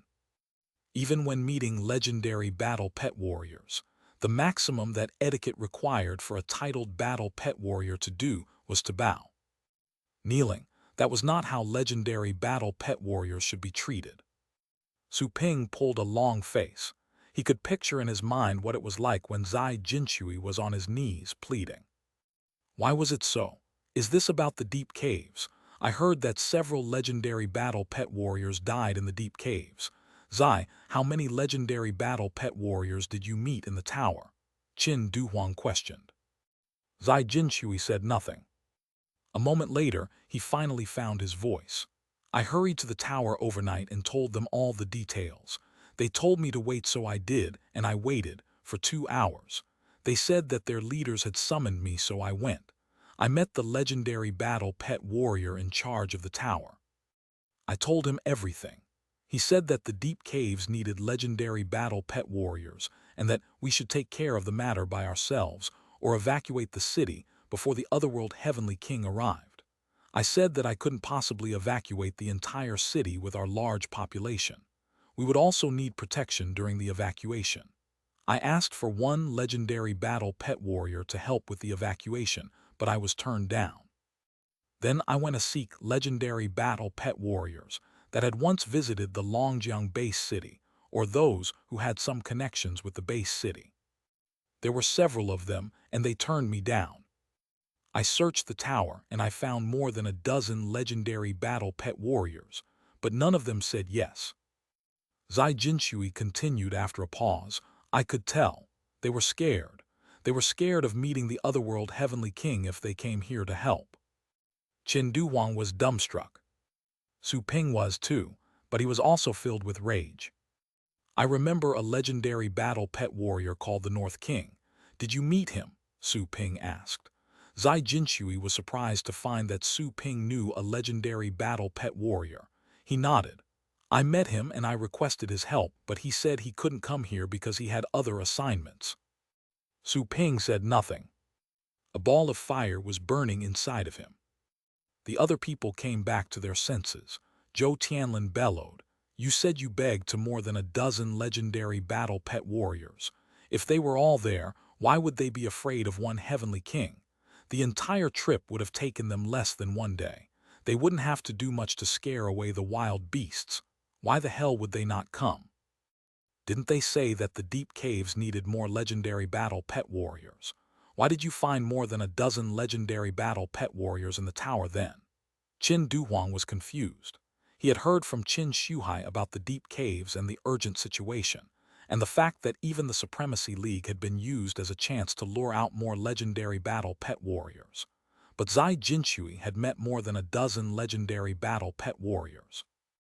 Zai Jinshui looked at Qin Duhuang and then at Zhou Tianlin, Mu Beihai and everyone else who were full of wrath. He forced a smile. He had gone to the tower and seen the legendary battle pet warriors. He knew more answers. He had left many things unsaid, because it was pointless to bring them up at this time. He was a grown man, a mayor. He had experienced many things and seen many things, good and bad. He was able to understand the underlying meaning of the refusals. But what would understanding do to him? It would merely make him feel even more pain. There is one thing they are right about. Zai Jinshui lowered his voice. I called you to discuss that matter. Since the legendary battle pet warriors of the tower are not coming, to protect the Longjiang base city by relying on ourselves will be practically impossible. So, I'm planning on evacuating the city. That was a shocking proposal. Zai Jinshui became calm and his tone was serious. Everyone had noticed that he had been struggling inside before they arrived. Evacuating. The family head of the Yi family's face was clouded. The underground trains connecting the Longjiang base city with the other base cities are closed. How do we evacuate? We have a population exceeding 20 million in the base city. Do you understand what that number means? Evacuating the city won't be easy, even with open transportation. Mu Beihai collected himself and thought quickly. I think we can call the surrounding base cities and ask them to open up the underground trains again. Also, we don't have to evacuate everyone. We can leave the old, invalid, vulnerable, and those who are terminally ill behind as bait and get the other people out. Su Ping could not believe what he had just heard. The others glared at Mu Beihai in disbelief. What a cruel proposal! To leave behind a group of people as bait to distract the wild beasts. Bait as in becoming food. Those people would stay behind to be eaten by the wild beasts. Once full, the wild beasts would no longer be motivated to chase the others. Theoretically speaking, it was an option, but it was too barbaric. No one would want to be sacrificed that way. Who would stay behind to be food for the wild beasts? Zhou Tianlin and Qin Duhuang remained silent. Their family leader status allowed them to understand that, while heartless, they weren't left with many choices in that kind of situation. Wars were cruel and heartlessness was a natural result of waging war. When a tiger was chasing, you didn't need to outrun the tiger, you just needed to outrun your companion. That was survival. Survival itself was a cruel thing. They were the ones who would determine the life and death of the general public. Zai Jinshui was still silent. Mu Beihai sounded like a demon. Zai Jinshui's first reaction was to fly into a fit of rage, but that rage had soon disappeared into thin air. He could not scold Mu Beihai. He also understood that to evacuate the entire base city was impossible. Once they began to run, the wild beasts would run faster. More people would lose their lives if the people of the Longjiang base city fled in different directions. After all, beyond the walls was the wild. People would encounter beasts out there as they ran to other base cities. Only a handful of battle pet warriors could survive in the wild and protect themselves. The general public would most certainly be doomed. Silence prevailed in the conference room for a moment. Mubehai looked at the others' reactions. He knew that his proposal was cruel, but he didn't take it back. Such being the case, he was happy to leave. Anyway, the Mew family would be entitled to leave. The ones who were left behind would be the common men who were without any powers, money, or background. Zai Jinshui noticed that Su Ping was thinking about something. "Mr. Su, what are your thoughts?" he asked, breaking the silence. The others turned to Su Ping. Su Ping was too young. Out of instinct, they had ignored Su Ping when they were talking about such a grave matter. He was powerful, but that was his sole advantage. He might not be determined or visionary like the family leaders. Su Ping looked at them. "I won't persuade you to stay if you want to go, but I won't leave." His answer stunned the others into stillness. They stared at him, showing what they wanted to say on their faces. "Do you have any idea what you're talking about?" "Staying? Is he planning on fighting against the Otherworld Heavenly King?" They would have felt hopeful if some legendary battle pet warriors from the tower could have supported them. However, the tower would not send anyone to help them. They were all alone. Su Ping was powerful, and there was a legendary battle pet warrior in his store. But what would that do? There were 5 Beast Kings. Su Ping could kill all 5 Beast Kings. But what if the 5 Beast Kings attacked different fronts? Su Ping was one man. Even with a legendary battle pet warrior backing him, they would only be able to protect 2 sides of the base city. Who would guard the other sides? The base city would be between the hammer and the anvil. Even if the side protected by Su Ping was completely unaffected, what good would that do? The inside of the base city would still be gone. Chapter 498, Wild Beasts Coming. Su Ping didn't want to go. For one thing, it was because of his store. He could not take it with him. For another, he truly didn't wish to see the Longjang base city fall. He could make a living in another base city. However, all base cities were different. When he visited the Holy Light base city, he noticed how the city was prosperous and the streets were clean, but he didn't feel like he belonged there. Only one place could be called home, and it could never be replaced. "Mr. Su, why?" Zai Jinshui found it hard to understand. Why would he stay when not even the legendary battle pet warriors from the tower had the courage to help them? Was it worth it? "Do I need a reason?" Su Ping answered with a question. The others stared at him, baffled. "Do I need a reason?" "You do not need a reason."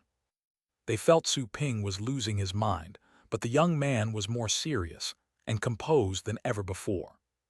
He would rather face the fatal danger than leave. No one said anything for a moment.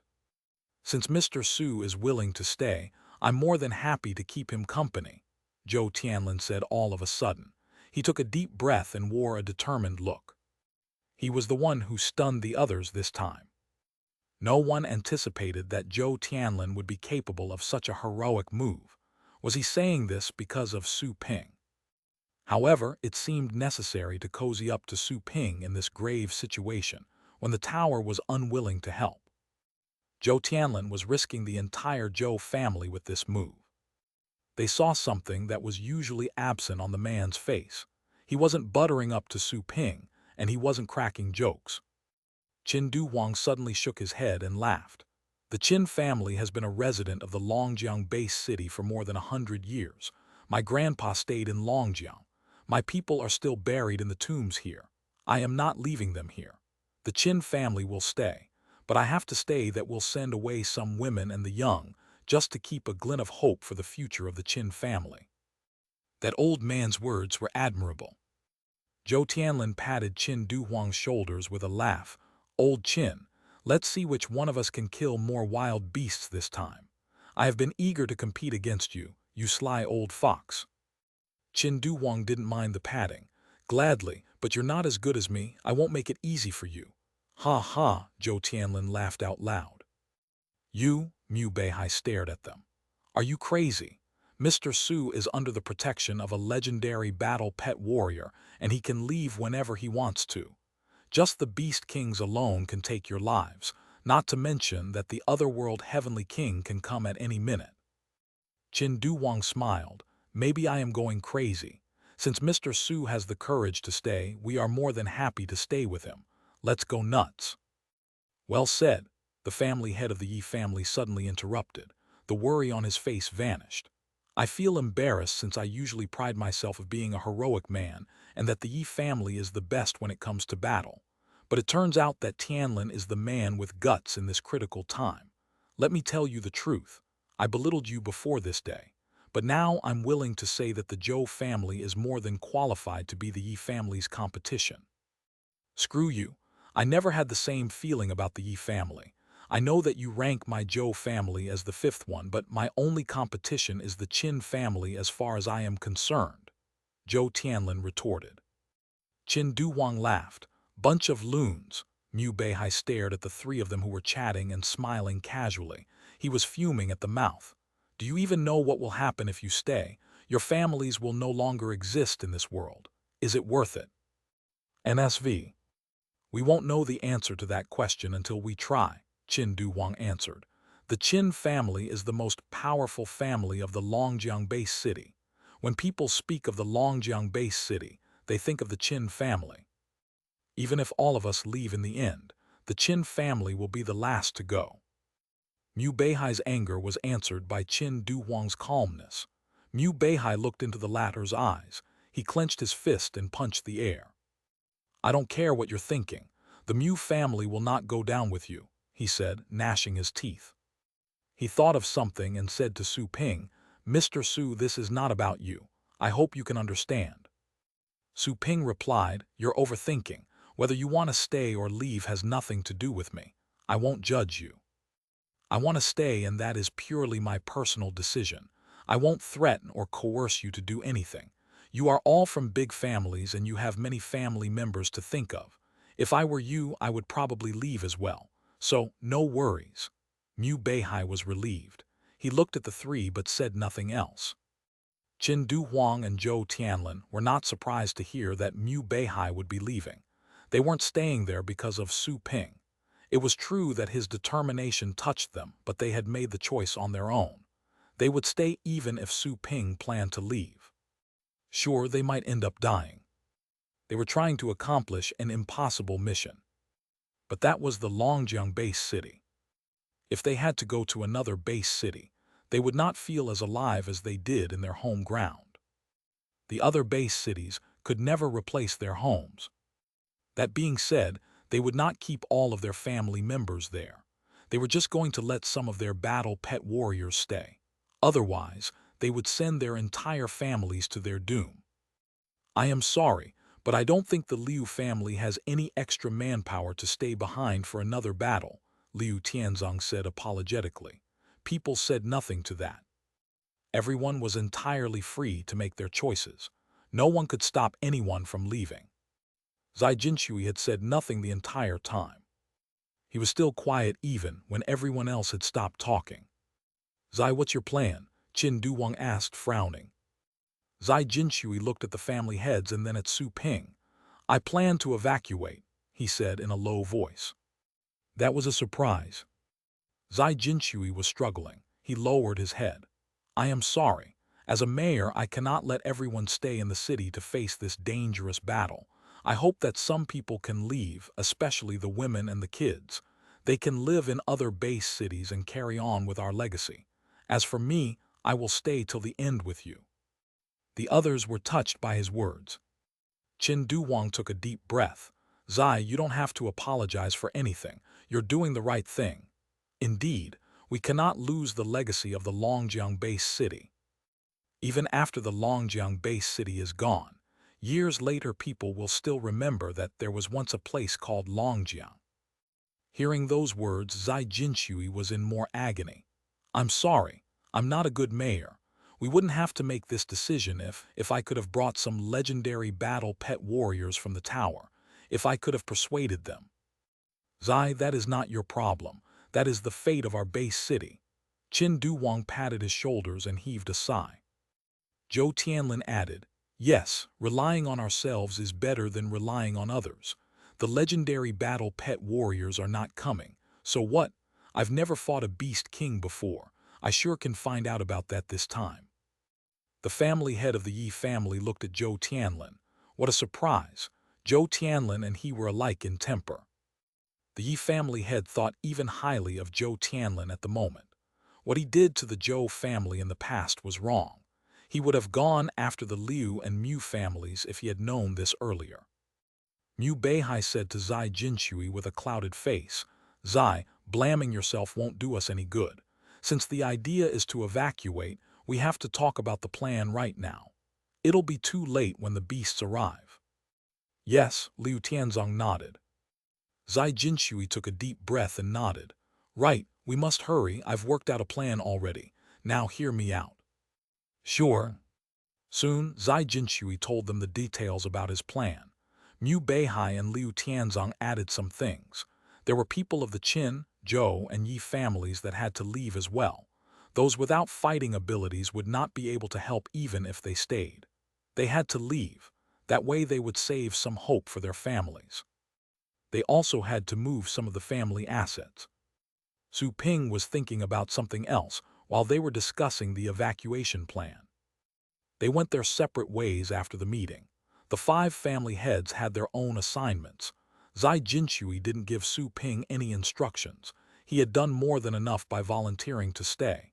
The evacuation had nothing to do with Su Ping. Zai Jinshui couldn't ask more of him. At the store, Su Ping pulled up the system's interface and checked his energy points. He used 3 million energy points in the pool and got 3 pets. After that, he sold the pets and earned more money. He currently had 7 million energy points in total. He could upgrade the store with 3 million more. But upgrading the store would not solve the problem at hand. I can have the Swamp War Crocodile guard one side, the Dark Dragon Hound another side, and I'll take care of a third side. The Qin and the Zhu families will guard the remaining side. However, it'll be difficult for them if Beast Kings head their way. There are 5 beasts in total. One side of the city is bound to encounter 2 Beast Kings. The Otherworld Heavenly King will also be here. I'll have to be the one dealing with that. Such being the case, the others will have to fight the Beast Kings. Eventually, Su Ping made up his mind and went into the room with the pool. He planned on spending all 7 million energy points.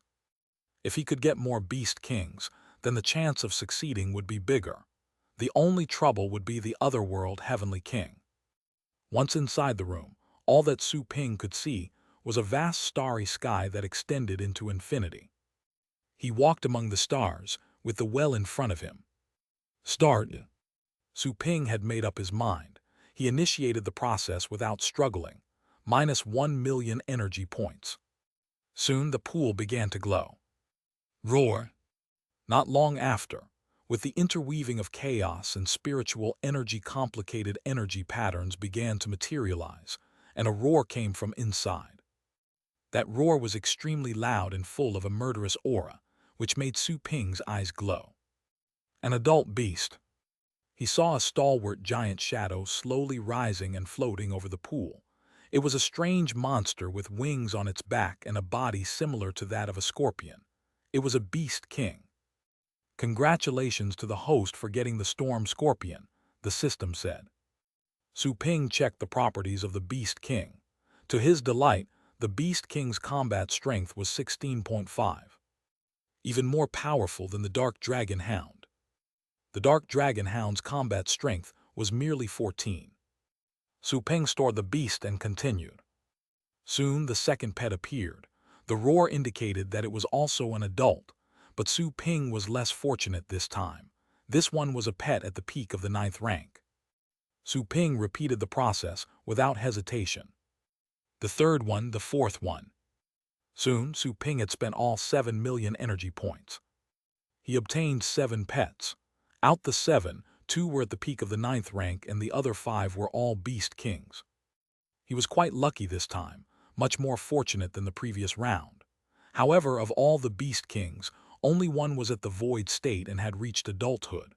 There was one in its infant stage with combat strength that could barely compare to the 6th rank. As for the other 3, their combat strengths were 12, 15, and 16 respectively. None of the 3 was as good as the swamp war crocodile. The most powerful of the 5 beast kings was the storm scorpion. I tried 7 times, but I didn't get even one beast king at the fate state. Su Ping was vexed. A beast king at the fate realm was still a beast king. He could get one according to the system's rules. He wouldn't be as wary of the overworld heavenly king if he had one. After all, that was a beast king as well, one at the fate state at best. But even if I managed to get one fate-ranked beast king, I wouldn't be able to use it. I haven't gotten another slave contract yet. A legendary battle pet warrior is required to control a beast king at the void state. A titled battle pet warrior could easily get hurt by such a beast king. Su Ping frowned. He wouldn't have minded selling a beast at the void state to a legendary battle pet warrior if the tower had decided to send one. But no legendary battle pet warrior would help them. The Longjiang base city had no support from any legendary battle pet warriors. That was to say, the Beast King at the Void State was the most powerful battle pet, and yet he could not find it a master. How frustrating. Su Ping heaved a sigh. He put up all the other battle pets for sale except for the Beast King at the Void State. He was about to call Qin Duhuang and the others when his phone rang. It was from Zai Jinshui. Su Ping picked it up at once. "Sir?" "Mr. Su, help." Zai Jinshui sounded very afraid and panicky. "I have just been informed that the beasts are coming toward the base city. We haven't finished gathering the people that we want to evacuate. The beasts will already be here by the time we do. I have to select a group from them, and only a few will be able to leave. Mr. Su, the war is about to begin." Su Ping was surprised to learn that the beasts had quickly begun to move. His mind was weighed down by the thought that the general public was still gathering. "I'll be ready, sir. Go ahead and finish your job. Evacuate as many as you can," Su Ping said. Zai Jinshui replied at once, "Okay, be careful." Zai Jinshui had hung up before Su Ping could answer. Su Ping called Qin Duhuang right after. Unfortunately, the line was busy. Stunned, Su Ping dashed out from his store, only to see that the buildings across the street were empty. He remembered the evacuation plan. The 5 family heads were surely helping Zai Jinshui with the evacuation and gathering up some kids and women of their respective families. "Sir?" Zhang Lingtong could not help but feel nervous to see Su Ping so flustered. That was the first time she had seen him like that. Su Ping didn't explain himself. He told Tang Ruyan to take care of Zhang Lingtong. Then, he summoned the dark dragon hound and told it to take its dragon form. Su Ping hopped onto its back and flew to the outer wall of the base city. Chapter 499, on sale. Whoosh! The dark dragon hound flew as fast as it was able. They arrived at the west side of the city wall in a dozen minutes. Many warriors stood on the outer wall. All kinds of shells and missiles had been set up on top of the outer wall. There were also 2 ultra-long-range voltage sniper guns, which were able to directly kill ordinary 9th-rank beasts once they were powered up. But charging them took 3 minutes each time. Those sniper guns were the ultimate weapons of the base city. Su Ping saw warriors who were in government-issued uniforms, and he also found flags of the Zhou family. The brownish flags were fluttering in the air.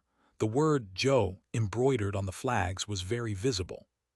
Su Ping sensed that some familiar people were there, including Zhou Tianlin and some of the other Zhou family elders. Whoosh! Su Ping quickly flew to where they were.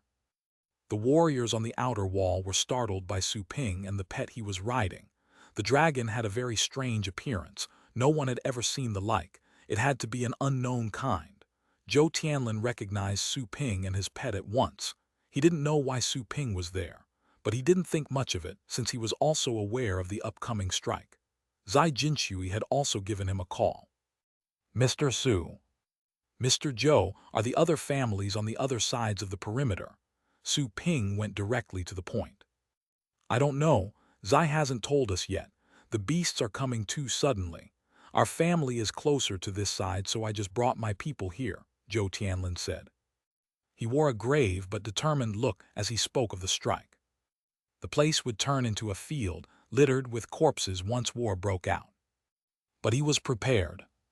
Su Ping said to Zhou Tianlin, I tried to call you on my way here, but the line was busy. Can you get in touch with Qin Du Huang and the others? I have a new batch of pets and I want to sell them to you. Pets? Zhou Tianlin's eyes glowed. He had failed to get either one of the pets at the peak of the 9th rank that Su Ping had sold the last time. He should finally be able to get one since Su Ping had sought him out directly. I will try. Mr. Su, we have other titled battle pet warriors in the family who have empty spots as well. How many are you planning to sell? We can buy them all, name the price, Zhou Tianlin said at once. Su Ping shook his head. I'm selling these pets so you can protect the base city. The Zhou family only needs one because you only have to stay on this side. Zhou Tianlin was a bit disappointed, but he understood. This was not a usual day. He believed Su Ping would be practically giving away the pets to them so that they could better guard the city. Okay, I'll try to contact them, Zhou Tianlin said. Su Ping nodded. Zhou Tianlin took out his phone. He was about to dial the number when someone called him. It's from Zai Jinshui, he said, and pressed the answer button. Zai. Zio Zhou, come over to the city hall. I have assigned the evacuation to my people. Come on over. I also called Qin and the others. We need to discuss our defense plan. Zai Jinshui sounded like he was in a hurry. Zhou Tianlin answered, I understand. I'm on my way. He asked Su Ping after hanging up, Mr. Su, Zai is calling us for a meeting to talk about defense. Are you coming with me? Yup. Su Ping nodded. Hop on. Ray. Zhou Tianlin looked at the dragon that Su Ping was standing on. The pet had not been recorded in any illustrated books. It had impressed him deeply. Su Ping had summoned this pet in the previous battle. It had dashed around madly. Although it wasn't a beast king, it wasn't any weaker than one. Okay.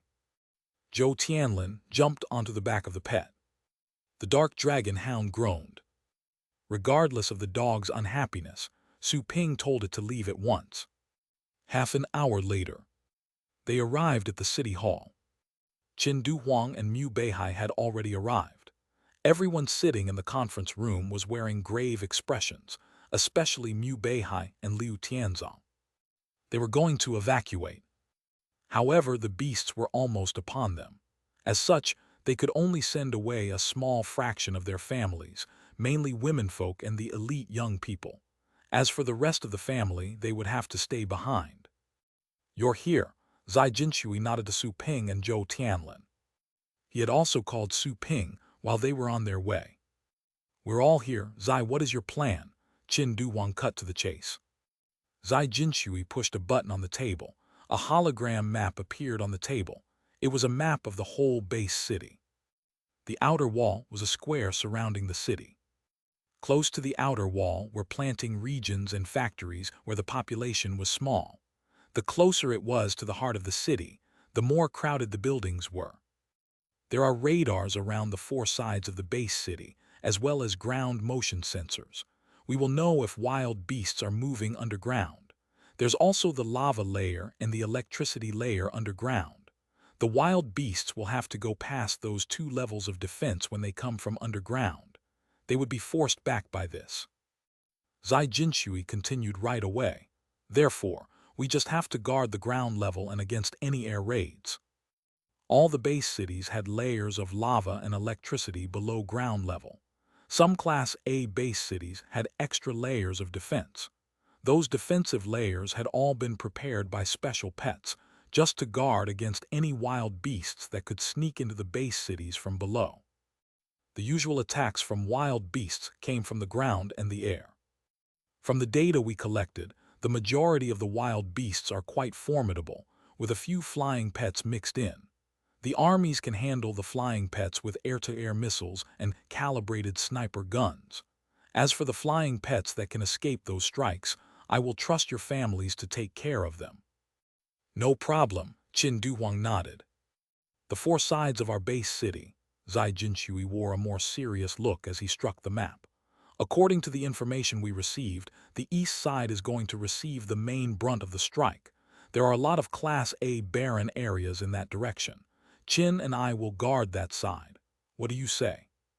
Qin Duhuang was a bit nervous, but he answered nonetheless, no problem. The others looked at him with worry. The east side was the most difficult of all. He would have to face tremendous pressure, even though he was supported by Zai Jinshui and other titled battle pet warriors. The north side is going to see many wild beasts as well. We've found beast kings there. Who will go there? Zai Jinshui looked at the family heads, not at Su Ping. Su Ping realized that Zai Jinshui seemed to have excluded him in this. He was confused. No one answered for a moment until the head of the Yi family shouted, "The Yi family can." He had also cast a glance at Mu Beihai. Mu Beihai noticed this. He didn't say anything, although he was unhappy about it. Okay. Zai Jinshui nodded. I will trust the north side to the Yi family. Later, I will gather all the people who have come to help us. I will pick out some of the stronger ones and ask them to support the Yi family. Okay, he nodded. The west side is the closest to the Zhou family. How about you go there? No problem, Zhou Tianlin answered. He didn't propose taking the task of guarding the north because he was afraid. It was because the Zhou family warriors were already stationed at the west side, and he didn't want to waste time and energy relocating them. The war was on the verge of breaking out. It would be silly to waste time and run around in the base city.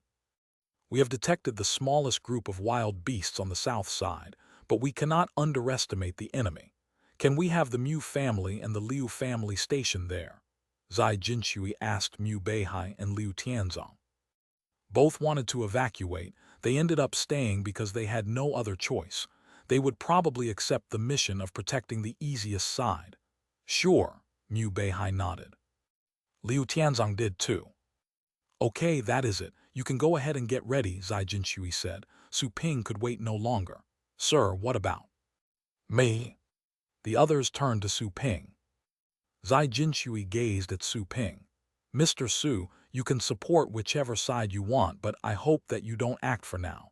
I hope you can stay in the base city. You are the most powerful warrior we have in the Longjiang base city. We would have to rely on you if the otherworld Heavenly King arrives. I understand that it's too much to ask of you. So, you can retreat at any time if you feel that you cannot handle it. You have my permission to leave the battleground at any time and you won't be regarded as a deserter.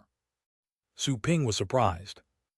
Zai Jinshui didn't say anything to him because he was going to treat Su Ping as the ace card. He would go wherever the otherworld Heavenly King appeared. He could leave the battleground at any time. No one said anything. They could not accuse Su Ping of anything even if he were to retreat without fighting. Su Ping was already courageous and generous enough to be willing to stay, knowing that the Heavenly King was coming. I understand, Su Ping nodded. That was a reasonable arrangement. The base city would fall in an instant if he were on one side of the base city and the Heavenly King showed up on another. He wouldn't have enough time to hurry over to another side of the city. Sir, I have a plan. I wonder if you could lure the otherworld Heavenly King to a certain place. I know a place where the Heavenly King will most certainly be killed if it goes there. Su Ping suddenly asked. The system could eliminate the otherworld Heavenly King if it could be lured to the store's territory. Su Ping was fully confident in the system's might. The system could finish even gods and demons, let alone a puny otherworld Heavenly King. A certain location. Zai Jinshui and the other family heads stared at Su Ping in confusion. It sounded that Su Ping was indulging in flights of fancy. Even the otherworld Heavenly King would most certainly die. What kind of location was that? Are you sure? Zai Jinshui had to ask. Su Ping nodded. Trust me, all beast kings, whichever kind they are, can be killed there, even creatures more powerful than beast kings. No one could believe that. It never occurred to anyone that Su Ping had such powers. What else did they not know about this young man? Zai Jinshui's spirit was lifted, but soon the glow in his eyes died down. Let's say you're being serious. we would still be unable to lure out the otherworld Heavenly King. No device can detect its whereabouts. Otherwise, the tower would have hunted the 4 Beast Kings down. Su Ping frowned. They would have to wait for the Heavenly King to show up. That would put them at a disadvantage. That is to say, I'll have to wait for it to show up and lure it into the base city as I battle it. I wonder if that will work, Su Ping thought. He had no idea. After all, the 4 Beast Kings had to be scheming beings, in addition to their strength. Otherwise, the tower would have already finished them. Such a pity. Qin Du Huang heaved a sigh. Such a location did exist, but to lure out that beast was too hard. They had no idea where it was or when it would arrive. Since it wasn't an average beast, it wouldn't fall easily to traps or other deceptions. If the otherworld Heavenly King were gullible, the tower would have already set up a trap. That'll be all for now. Time is pressing and the conditions will change quickly. I will call you then. Let us set up a group chat and I'll send you all a message when necessary. It'll be easier for us to talk, Zai Jinshui added. They nodded. They took out their phones and joined the group. Su Ping stopped them as they were about to leave. Mr. Qin, Mr. Zhou, and Mr. Yi, please come with me. I have some pets to sell to you. Mr. Mu and Mr. Liu, you can come as well. Su Ping was going to sell 2 pets at the peak of the 9th rank to the Mu and Liu families, in case they ran into trouble while protecting the south side. After all, there were 5 Beast Kings. Should one Beast King arrive at the south side, the Mu and Liu families could fail. Pets. Apart from Zhou Tianlin, the others were all pleasantly surprised. Zai Jinshui remembered the pets at the peak of the 9th rank he had seen the last time. Mr. Su, can I buy one? He asked, curiously. You next time. Su Ping felt a bit awkward. He could only sell 5 pets this time. After all, the Beast King at the Void State would be too much for any one of them to master. The other Beast King was an infant that could offer no help for the time being. The ones that could be sold were the 3 Beast Kings and the 2 9th-rank pets. He didn't plan on selling one to Zai Jinshui because the latter was the mayor. He would be the commanding officer and would not get into the battlefield that much. Zai Jinshui produced a forced smile. He was eager to get a pet at the peak of the 9th rank, but he understood that not even such pets would change the current outlook for the base city. The priority was to save the Longjiang base city at the moment. Su Ping didn't say anything more to Zai Jinshui. He told himself that he would sell a good Beast King to Zai Jinshui the next time he got one. Su Ping thought very highly of him. He was a responsible mayor. Thank you, Mr. Su. Mu Beihai was surprised to find that Su Ping would be willing to sell him one. After all, he had been planning on evacuating all of his family. Su Ping nodded. Let's not waste any more time. Come to the store with me. Okay, Qin Du Huang nodded. Zai Jinshui stood up. Go ahead, I'll talk to those who have come to help us. I need to let them know about our plan. Okay. The few nodded. The meeting came to an end. Apart from Zai Jinshui, all the others went back to Su Ping's store. Once they got there, he told Qin Du Huang, Zhou Tianlin, and the Yi family head to stand at the front and had Mu Beihai and Liu Tianzong stand behind them. That was a strange request, but no one asked anything. They all knew about Su Ping's rules, but he seemed to suffer from some sort of OCD. There were merely 5 of them. Why would they have to stand in that order? Also, it appeared that Qin Du Huang would be the first one to pick. He could just sell whichever pet he liked to Qin Du Huang. Why bother with the queuing? Of course, all of them kept those complaints to themselves and decided that the reason for Su Ping's actions had to do with OCD. Mu Beihai and Liu Tianzong understood that they had to pick last. Indeed, their decisions had displeased Su Ping. Come on out.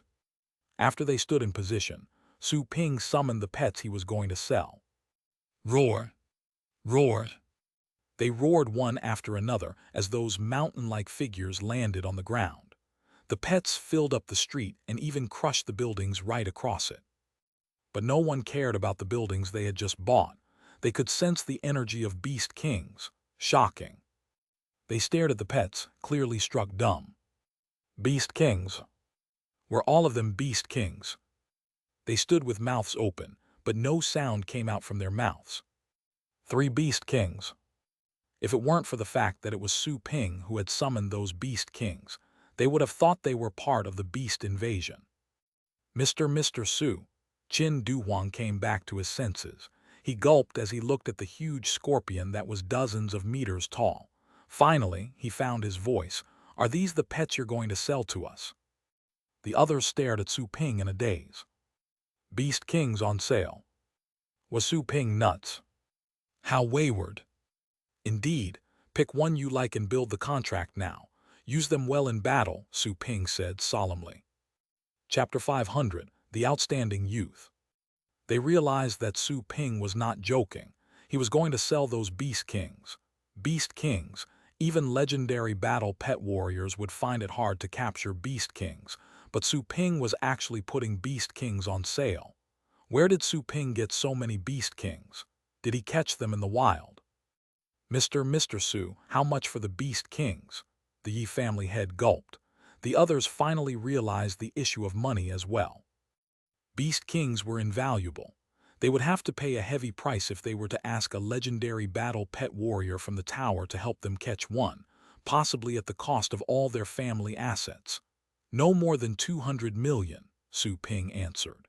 He was aware of how valuable beast kings were, while also having adapted to the friendly prices that the system would set. He would have felt sorry for the pitiful prices, but not this day. Selling the beast kings so that the family heads could better protect the city was the most important thing. Also, those low prices were old news to him. He was getting back what he had spent, since each incubation needed merely 1 million energy points, i.e., 100 million astral coins. He could make some money with those beast kings, but he would lose money on the other 2 beasts at the peak of the 9th rank. All in all, the income and the losses would offset each other. The family heads looked at each other in speechless astonishment. Su Ping was not selling, he was actually giving away the beast kings. Mr. Su, Qin Duhuang wanted to thank him, but he stopped on second thought. Oral expression of gratitude was no longer enough. He gazed at the young man, emotionally touched. Mr. Su, if there is anything you need from the Qin family in the future, just say so. Qin Duhuang will follow your instructions. The other family heads were surprised with the way Qin Duhuang had phrased his reply. Qin Duhuang was a senior titled battle pet warrior that had earned his reputation in the subcontinent district. He was known as the Raging Spirit. He had once been an outstanding titled battle pet warrior, just as intimidating as Venerable the Blade. Why would he speak to Su Ping with such respect? Was it just because of gratitude? Mu Beihai had known Qin Duhuang for the longest time. He could tell that something more meaningful was conveyed in that reply. That old man was too proud to act humble just because of a beast king. Mr. Qin, you flatter me, Su Ping said. Qin Duhuang made no further comment. Whether Su Ping accepted his offer was another matter. He would stick to his promise either way.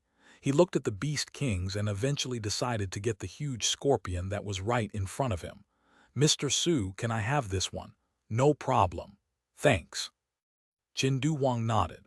The storm scorpion's price was 163 million astral coins, which was a reasonable price considering its combat strength. Su Ping told Qin Duhuang to establish the contract with his new pet after he paid. The other family heads were a bit jealous to see Qin Duhuang stepping closer to the Beast King in order to start the contract process. That was a Beast King, for crying out loud. Titled battle pet warriors with Beast Kings, and those without them were entirely different. The Yi family head and Zhou Tianlin, who had been standing behind Qin Duhuang, were quite thrilled. They were both at the peak of the titled rank, but just barely. They weren't powerful when compared with all the titled battle pet warriors. There were many who could intimidate them once they were outside the Longjiang base city. However, they could even be compared to people like Venerable the Blade after getting a Beast King. They could even be better. Liu Tianzong and Mu Beihai were trying their hardest not to let their jealousy show. They were being consumed with envy. They were regretting having ever chosen to evacuate. If they hadn't, just maybe, Su Ping would have still let them choose based on the first-come, first-served rule. They could have had a chance to get a Beast King. but they had been deprived of that chance because of their decision. They were so sorry that their hearts were trembling. Chin Du Wang finished the contract process soon after. It went quite smoothly. He was at the peak of the titled rank. Mastering a Beast King at the Ocean State was not a difficult job for him. On the other hand, a Beast King at the Void State would have crushed his spirit. Back to me. The huge storm scorpion was sucked into a swirl. Then Chin Du Wang gave another command and the Beast King pet came out again. Unable to hold back his excitement, Chin Du Wang flew to the storm scorpion's head. He stood at a height against the wind. While in a daze, he seemed to have recovered the passion and drive of his youth. He was standing on a Beast King. He had been longing for this for a long time. He had thought he would only be able to realize his dream when he became a legendary battle pet warrior. What a sudden surprise. Whoosh! Chin Du Wang jumped off from the head of the storm scorpion, high-spirited and vigorous. He cupped his fists and said, "Mr. Su, thank you." Su Ping nodded. "Does it act tame toward you?" "It has a little bit of a temper, but I can deal with that," Chin Du Wang replied. He was able to feel how violent the storm scorpion was, thanks to the bond established by the contract. But that violence was not directed at him. They would be on friendly terms thanks to the contract, as long as he wouldn't abuse the pet. Their relationship would only get better as they spent more time together. Mu Beihai and Liu Tianzong were even more envious. Both clenched their fists so hard that their fingers almost broke. Regret, Zhou Tianlin could barely wait any longer. "Mr. Su, can I pick now?" he asked. "Sure." Su Ping nodded. Overjoyed, Zhou Tianlin made a decision right away. He picked the flame lion that was from an ancient era, a beast king with a mixed bloodline of demons and the fire family. This pet could use skills of both kinds, but mostly those related to fire. The price was 143 million astral coins, equal to 1.43 million energy points. Su Ping nodded to him after Zhou Tianlin paid. He rushed to the flame lion at once to sign the contract. Liu Tianlin and Mu Beihai couldn't even fake serenity after Zhou Tianlin had picked out his Beast King. The last Beast King would belong to the Yi family head. He felt a bit disappointed because he also liked the storm scorpion that Chin Du Wang had picked. That Beast King was obviously the most powerful of all. But since Chin Du Wang had already picked it, the Yi family head had to settle for the last Beast King. After he cast a glance at Liu Tianzong and Mu Beihai, even that little trace of unhappiness was replaced by a feeling of superiority. Mu Beihai and Liu Tianzong said nothing. They would have been in a much better mood if they could have bought battle pets at the peak of the 9th rank before that day. However, they weren't the least glad at the moment. Comparison was odious. But they didn't reveal their anger and thanked Su Ping as everyone else did. Su Ping didn't care what Liu Tianzong and Mu Beihai were thinking. He only had so many Beast Kings, and someone was bound to be left out. He couldn't have given everyone a Beast King. "I will trust you with the protection of our base city. Time to go." All the battle pets had been sold by then. The family heads thanked Su Ping again and left at once. The priority was still dealing with the upcoming beast strike. Nothing else would matter if they couldn't make it through. Su Ping went back to the store and checked the number of energy points after they left. He had nearly 5 million energy points at the moment. Those 3 Beast Kings combined had gotten him nearly 4 million energy points, while the 2 battle pets at the peak of the 9th rank had earned him over 900,000 energy points. Su Ping remembered something. He could use the 4 million energy points and try the pool again. If he could get another Beast King, he could sell it and use the energy points earned to incubate again. Theoretically speaking, if luck was on his side, he would be able to repeat that process and he could always have Beast Kings. Of course, that was when he was lucky enough. Anyway, he had already used 7 million energy points. What was 4 million more? He tried again. Su Ping went to the room. He began the process without thinking twice. The first pet came out. It was one at the peak of the 9th rank. He tried again. The second was born. It was an infant, a Beast King that could grow up to the Void State. That Beast King could at least be sold for 2 to 3 million energy points when it grew up.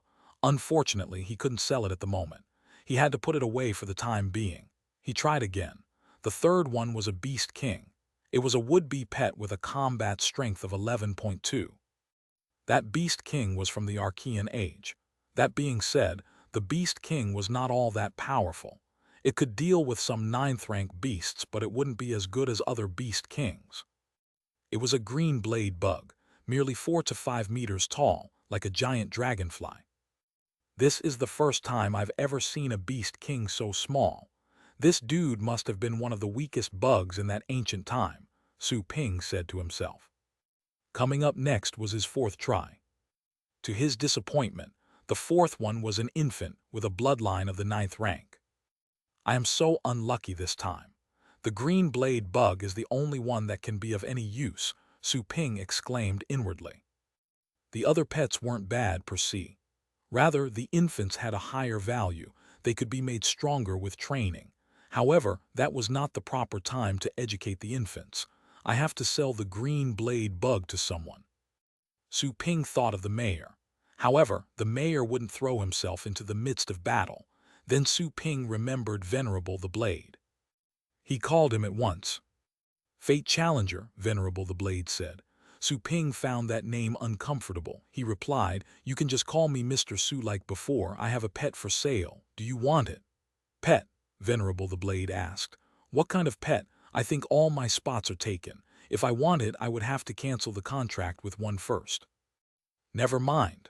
Su Ping had to give up on Venerable the Blade. When canceling a contract, the person would go through a period of vulnerability, only being able to summon enough strength for verbal arguments and nothing else. The time was too critical to put Venerable the Blade through that period. Huh.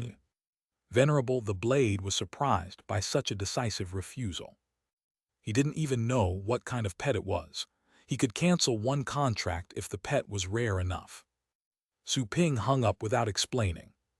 He remembered he had another choice, Wu Guansheng, the one at the peak of the titled rank who had been forced by him to teach Su Lingyu about healing skills. He was Su Lingyu's teacher. He had previously called Wu Guansheng and asked him for help in dealing with the beast strike. Wu Guansheng had indeed shown up. Wu Guansheng had gone to his home for meals many times, so Su Ping thought of him favorably. He immediately dialed his number. Old Wu.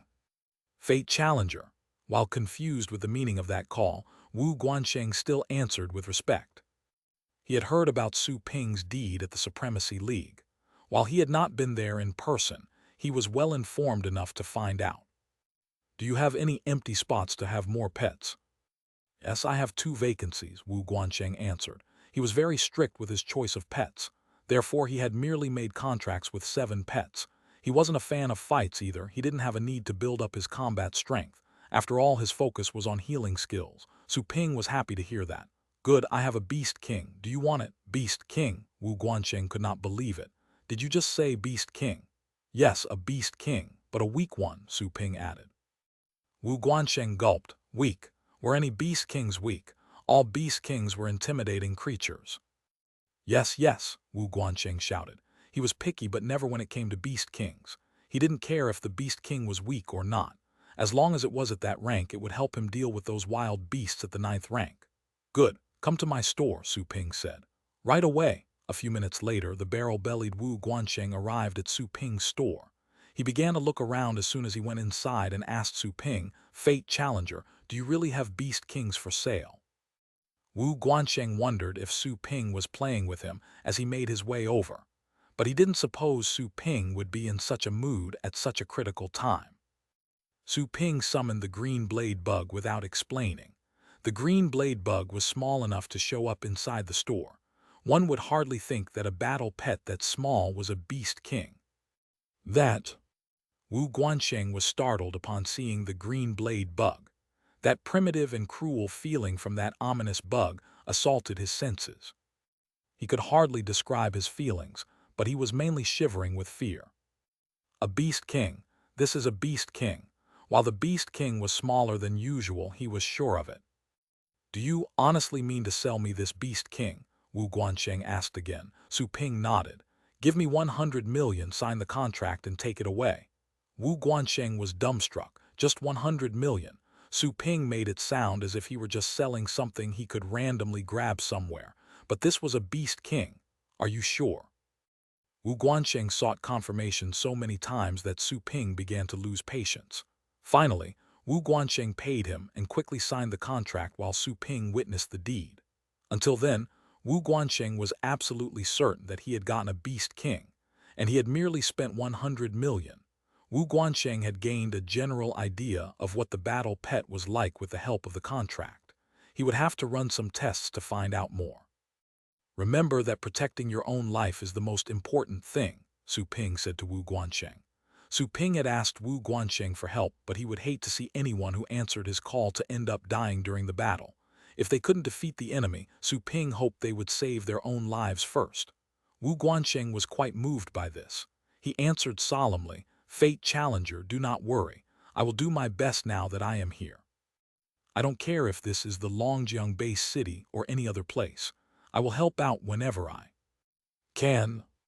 He had been willing to go there, not entirely because of Su Ping, but also because he didn't want to see so many people needlessly be killed by the wild beasts. Those were all living people, all humans. Who would they count on if fellow humans didn't help each other? Wu Guansheng had also contacted his friends on his way over to the Longjiang base city. However, some of them were freaked out the moment they heard Otherworld Heavenly King. They turned him down and cautioned him not to get involved. He didn't blame them. He could understand why they didn't want to go there. After all, who wasn't afraid of death? "Fate Challenger, I'll be seeing you around." Wu Guansheng bid farewell. Su Ping nodded. Su Ping stood by the door after Wu Guansheng left. When he looked up, he could faintly see dark clouds approaching in the horizon. He was worried. This time even he was afraid. Not even he would be able to defeat the Otherworld Heavenly King if it was indeed at the Fate State. That might very well be the end of the Longjiang base city. If the city is breached, the wild beasts will get here sooner or later. The store will be the last line of defense. It's too bad that not too many people can fit in the store. But if the Otherworld Heavenly King gets here, this is where it's going to be buried, Su Ping said to himself. He was thinking of the worst scenarios and he didn't want them to happen. The Heavenly King would be killed there after destroying and stomping on everything. The base city would have been lost by then. The city could be rebuilt, but how many would have to die? In the meantime, Zai Jinshui had located the warriors that had arrived to support the Longjiang base city. Explorers appeared in groups or as individual titled battle pet warriors. Some families, who had built up relationships with the Longjiang base city dwellers due to business reasons, had also sent over reinforcements. Zai Jinshui could barely express how grateful he was with words. With proper cooperation, those extra supporters could match the strength of 1.5 main families from the Longjiang base city. There were over a dozen titled battle pet warriors present. Apart from Venerable the Blade and Wu Guansheng, who had been invited by Su Ping, 2 other battle pet warriors at the peak of the titled rank had shown up voluntarily. They were all famous battle pet warriors. There were thousands of advanced battle pet warriors who had also arrived to offer support.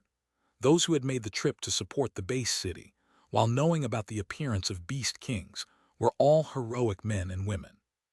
They were seemingly weak when compared to the wild beasts, but no one shied away from the risk. Zai Jinshui was full of complex feelings. He had distributed those people to defend the 4 sides, all in order to help out the local warriors and families to stop the wild beasts. While the warriors got into position, Zai Jinshui was also managing the ongoing emergency evacuation. 2 hours passed. The entire Longjiang base city was running quickly. Everyone was hurrying to their positions or making plans. Few people could be spotted on the streets. Most of the general public had left their offices. The office buildings that were usually densely populated were full of empty chairs and empty tables. Most of the common people were in shelters at the moment, hiding. Some people couldn't get anywhere. They stayed at home and prayed. Most of them were afraid, panicking. In the meantime, the ground was shaking hundreds of miles away from the Longjiang base city. Some titled battle pet warriors who had been collecting information outside were keeping a safe distance with the wild beasts while they were sending the updated information back to the base city. At such a rate, in less than 2 hours, the wild beasts would arrive. At Su Ping's store, Some government agents were setting up devices in his store. Those devices would aid him to learn the current about the situation around the city in real time. He could go and help whichever side needed help. If the Heavenly King was there, he would be able to receive the information at once. He waited in his store. He wasn't at the front line, and he wasn't standing on the outer walls, but he was more worried than anyone. He realized that while he had battled so many times and died more in the cultivation sites, he had never been that nervous before. If he died, he would not return to life this time.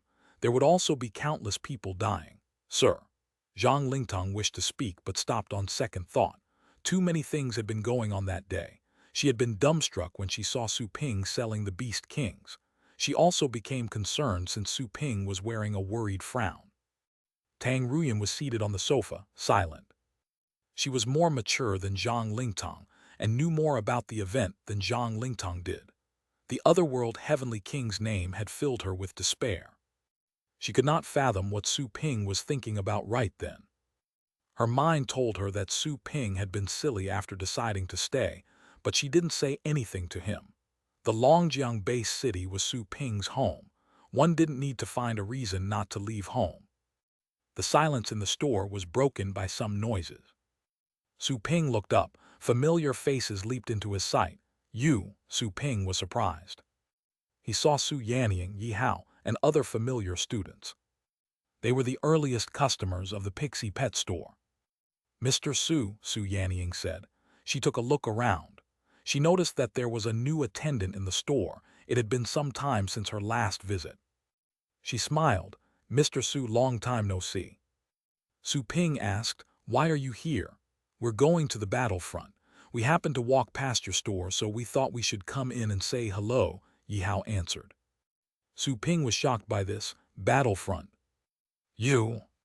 They were not longer students anymore, they had just graduated. Mr. Su, do you have no confidence in us? Su Yanning chuckled. We also belong to the Longjiang base city. It is our obligation to step up when our base city is in trouble. Mr. Su, don't underestimate us. Of course, you can if you want to, but not the pets you trained for us. She sounded so casual. Su Ping didn't know what to say. He was confident about the pets he had trained, of course. Those were fresh graduates and some of them were still in school. But all their pets could be compared to advanced pets, especially Yi Hao and Su Yanning's pets. Su Yanning's lightning rat could be compared to an 8th rank beast. But the lightning rat was merely at the 3rd rank. However, that was not a random fight. It was war. A war between humans and wild beasts. A war where beast kings were going to make an appearance. Not even titled battle pet warriors could claim that they would survive. Why would those young people volunteer? We heard that Mr. Su is staying. We weren't wrong about you, Yi Hao said. He knew that, unlike them who had no choice in the matter, Su Ping could leave if he wanted to. All titled battle pet warriors could easily leave the Longjiang base city. Staying was the difficult choice. Mr. Su, thank you for all you have done for us, Su Yanning bowed. Time is running out. I heard that the wild beasts will soon arrive. We need to leave. Yi Hao waved goodbye to Su Ping. He suddenly noticed Zhang Lingtong, who was sitting on the sofa. Mr. Su, such a pretty girl. Is she your new helper? Tang Ruyan pulled a long face while she sat next to Zhang Lingtong. Zhang Lingtong blinked in confusion. Su Ping cautioned them, if you must go, remember not to act the hero. Your lives are the most important thing. Do you understand? They nodded and left. Su Ping wanted to tell them something more, but eventually left those words unsaid. On the east side of the Longjiang base city's outer wall, the black flag of the Qin family was flying on the outer wall, whistling in the wind. The majestic word Qin was printed on the flag. Many Qin family members were gathered on the outer wall. Some of them were titled battle pet warriors and some young advanced battle pet warriors. They were there with battle pet warriors from the government and the outside support that Zai Jinshui had sent over. Father, they are coming. The current man in charge of the Qin family was Qin Feiyu, Qin Duhuang's second son. He was the man managing the daily business of the Qin family, the actual family head. Qin Duhuang would only step forward when it came to critical matters.